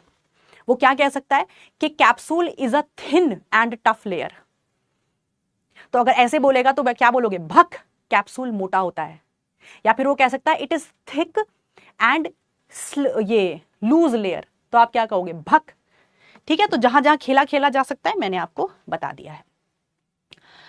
ओके, चलिए अब हम कुछ क्वेश्चंस कर लेते हैं। आ जाइए, एक बार हम फटाफट से कुछ क्वेश्चंस करेंगे। आ जाइए, चलिए ये क्वेश्चन आपके स्क्रीन पर आ रहा है, मैंने आपके लिए पोल जनरेट कर रही हूं और पोल शुरू होता है अब। पढ़िए और जवाब दीजिए। आपको करेक्ट मैच बताना है।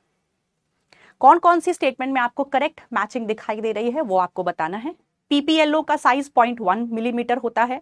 जीनोमिक डीएनए या सिंगल क्रोमोसोम वो यूनिक, ये तो आज हुआ ही नहीं, चलो फिर भी थोड़ा बहुत तो तुम्हें पता ही होगा। सेल एनवेलप एक लूजली बाउंड 3 लेयर्ड स्ट्रक्चर है। क्रोमैटोफोर थिन फिलामेंटस एक्सटेंशंस हैं जो सेल वॉल से निकलते हैं। जो बैक्टीरिया के पास सिंगल क्रोमोसोम होता है, जो उसका मेन डीएनए होता है, वो उसको यूनिक कैरेक्टर देता है। ये आपको बताना है। ये कल की क्लास में कवर होना था पर कोई बात नहीं, मैं आपको बता दूंगी।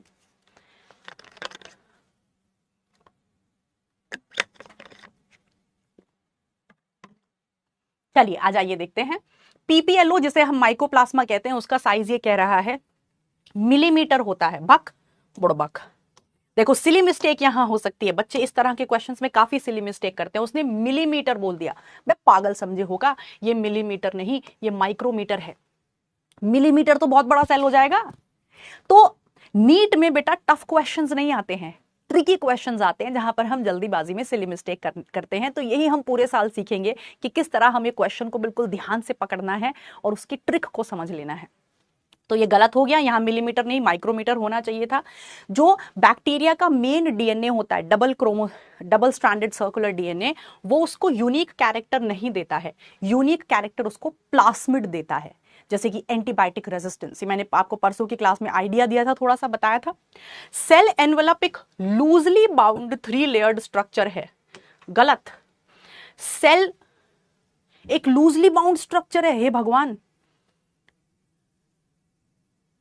लूजली बाउंड नहीं, सेल एनवेलप एक टाइटली बाउंड स्ट्रक्चर है। पीपीएलओ का ये क्या हो रहा है यार, मेरे क्वेश्चन में खराब हो गया। हमें करेक्ट मैच बताना है। No option correct. पता नहीं इतनी मिस प्रिंटिंग क्यों हो रही है यार, मिस प्रिंटिंग हो गई यहाँ, मिलीमीटर नहीं माइक्रोमीटर आना था। पोल खराब हो गया, शिट, मिस प्रिंटिंग हो गई। चेक नहीं किया मैंने, ध्यान नहीं दिया, यहाँ माइक्रोमीटर आना था। जिससे टाइप करवाया उसने सिली मिस्टेक कर दी, माइक्रोमीटर की जगह मिलीमीटर लिख दिया। यही सही है, बाकी तो सब गलत है। वो कह रहा है सेल एनवेलप एक लूजली बाउंड स्ट्रक्चर है। क्रोमैटोफोर पतले पतले फिलामेंटस एक्सटेंशंस हैं जो सेल वॉल से निकलते हैं। गलत। ये तो बात फ्लैजिला के बारे में हो रही है, ये बात क्रोमैटोफोर के बारे में नहीं हो रही है। ठीक है, बुक बुड़बक। तो तीनों ऑप्शंस गलत है, पहला ऑप्शन सही है। तो ऑप्शन होगा इसका डी ओनली। हे भगवान, ये क्या हो रहा है। 17% बच्चों ने ये आंसर ठीक दिया है।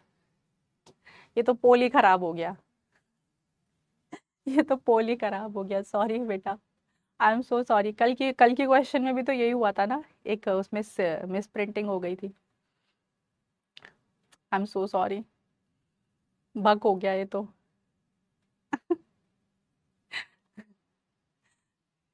कोई नहीं, चलो। लेकिन इस तरह के क्वेश्चंस ना हम सबसे ज्यादा ध्यान रखते हैं, हम भूलते नहीं है इस तरह के क्वेश्चंस को।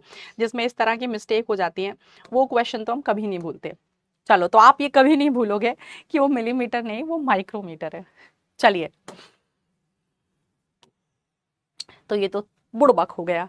चलिए, क्वेश्चन का जवाब दीजिए। A special membranous structure found in form of vesicles, tubules and lamellae, which increases the surface area and enzymatic content. वो क्या होगा? वो क्या होगा? जल्दी से जवाब दे दीजिए। बच्चा बच्चा जानता है इसका आंसर क्या होगा, अभी तुरंत पढ़ाया है। इसका आंसर होगा मीसोजोम। तो चलिए देखते हैं। तो 95% बच्चों ने आंसर सही दिया है। सबसे तेज आंसर दिया है समृद्धि ने, then Mandeep, then Vaishnavi, Vedansh, बजीला, Sanidhya, Rishikesh. Very nice बेटा, वेरी नाइस, वेरी गुड। चलिए, एक क्वेश्चन आप बस और कर दीजिए। चलिए, ये वाला क्वेश्चन आप कर दीजिए, फिर हम आपकी छुट्टी कर देंगे। Histone proteins are absent in which of the following? इनमें से किस में हिस्टोन प्रोटीन्स एब्सेंट होंगे? अमीबा, कॉकरोच, पाइनस और राइजोबियम। तो ऑब्वियसली हमने कल की क्लास में पढ़ा था, जब हमने प्रोकैरियोटिक वर्सेस यूकैरियोटिक सेल किया था, कि बैक्टीरियल सेल में, प्रोकैरियोट्स में हिस्टोन प्रोटीन्स नहीं होते हैं डीएनए की पैकेजिंग के लिए, पॉलीअमाइंस होते हैं, वो यूकैरियोट्स में होते हैं। तो अमीबा भी एक यूकैरियोट है, कॉकरोच भी एक यूकैरियोट है, पाइनस भी एक यूकैरियोट है, सिर्फ राइजोबियम एक बैक्टीरिया है, प्रोकैरियोट है। तो इसका आंसर हो जाएगा डी। तो देखते हैं कितने बच्चों ने आंसर सही दिया है। 56% बच्चों ने आंसर सही दिया है। सबसे तेज वैभव ने, फिर साजिद ने। चलिए, वीडियो हम आज नहीं कर रहे हैं। चलिए बेटा, तो आज के लिए इतना रखते हैं। उम्मीद है आपको लेक्चर अच्छा लगा होगा, पसंद आया होगा। और रही बात इंटरेक्शन की, वो हम धीरे धीरे इंक्रीज करेंगे, एकदम से नहीं।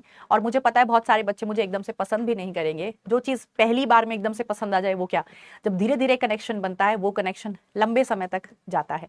तो धीरे धीरे हम इंटरेक्शन भी करेंगे, सब कुछ करेंगे, लेकिन थोड़ा सा हम पहले एक दूसरे के साथ कंफर्टेबल हो जाए। तो चलिए, मिलते हैं फिर अगली क्लास में बचे हुए प्रोकैरियोटिक सेल के साथ। जितनी भी चीज़ें बची हैं वो डिस्कस करेंगे। बस मेरी रिक्वेस्ट है बेटा, बैकलॉग नहीं करना और आज की डीपीपीज को जरूर सॉल्व कर लेना। डीपीपीज बहुत इंपॉर्टेंट है, उसमें लीड रेप्लिका क्वेश्चंस होते हैं। ठीक है, चलिए, bye, tata, love you all. Bye बेटा।